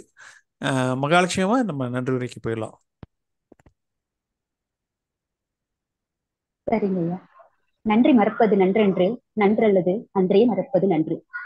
ஐயா கேக்குதாங்க ஐயா? வாசித்தலை நேசிப்பதற்கு இல்லத்திலிருந்து இணைய வழியில் இணைந்திருக்கும் அனைத்து நல்லுள்ளங்களுக்கும் முதலில் எங்களது மனமார்ந்த நன்றிகளை தெரிவித்துக் கொள்கிறோம். தமிழமுது நிகழ்வு தோன்ற காரணமாக இருந்த பைசல் இப்ராஹிம் ஐயா அவர்களையும் ராஜாமணி ஐயா அவர்களையும் மனமார்ந்த நன்றிகளை தெரிவித்துக் கொள்கிறோம். பணம்சார் உளவியல் என்ற புத்தகத்திற்கு சம மதிப்புரை வழங்கிய திரு ஆண்டனி ராஜன் ஐயா அவர்களுக்கும் அவரை பற்றிய அறிமுக உரையை வழங்கிய திருமதி குமுதவள்ளி ரவி அம்மா அவர்களுக்கும் எங்களது மனமார்ந்த நன்றிகளை தெரிவித்துக் கொள்கிறோம். பெண் எனும் நான் என்ற கவிதை தொகுப்பிற்கு மதிப்புரை வழங்கிய முனைவர் கே லதா அம்மா அவர்களுக்கும் இதயம் கனிந்த நன்றிகளை தெரிவித்துக் கொள்கிறோம். தனக்கே உரிய நடையில் நிகழ்ச்சியினை தொகுத்து வழங்கிய ஆனந்தீஸ்வர வடிவு அம்மா அவர்களுக்கும் மனமார்ந்த நன்றிகளை தெரிவித்துக் கொள்கிறோம். நமது நிகழ்வினை கண்டுகளித்துக் கொண்டிருக்கும் நேயர்கள் அனைவருக்கும் நன்றிகள். திரைக்கு பின்னால் இருந்து நமது நிகழ்வினை உலகமெங்கும் கொண்டு செல்லும் தினேஷ் ஐயா மற்றும் பாண்டியராஜன் ஐயா அவர்களுக்கும் தமிழமுது குழுவின் சார்பாக நன்றிகளை உரித்தாக்குகிறோம். மீண்டும் அற்புதமான 2 புத்தகங்களுடன் அடுத்த சனிக்கிழமை சந்திப்போம். அதுவரை இந்த நிகழ்வை பற்றி சிந்திப்போம். நன்றி, வணக்கம் ஐயா. நன்றிங்க.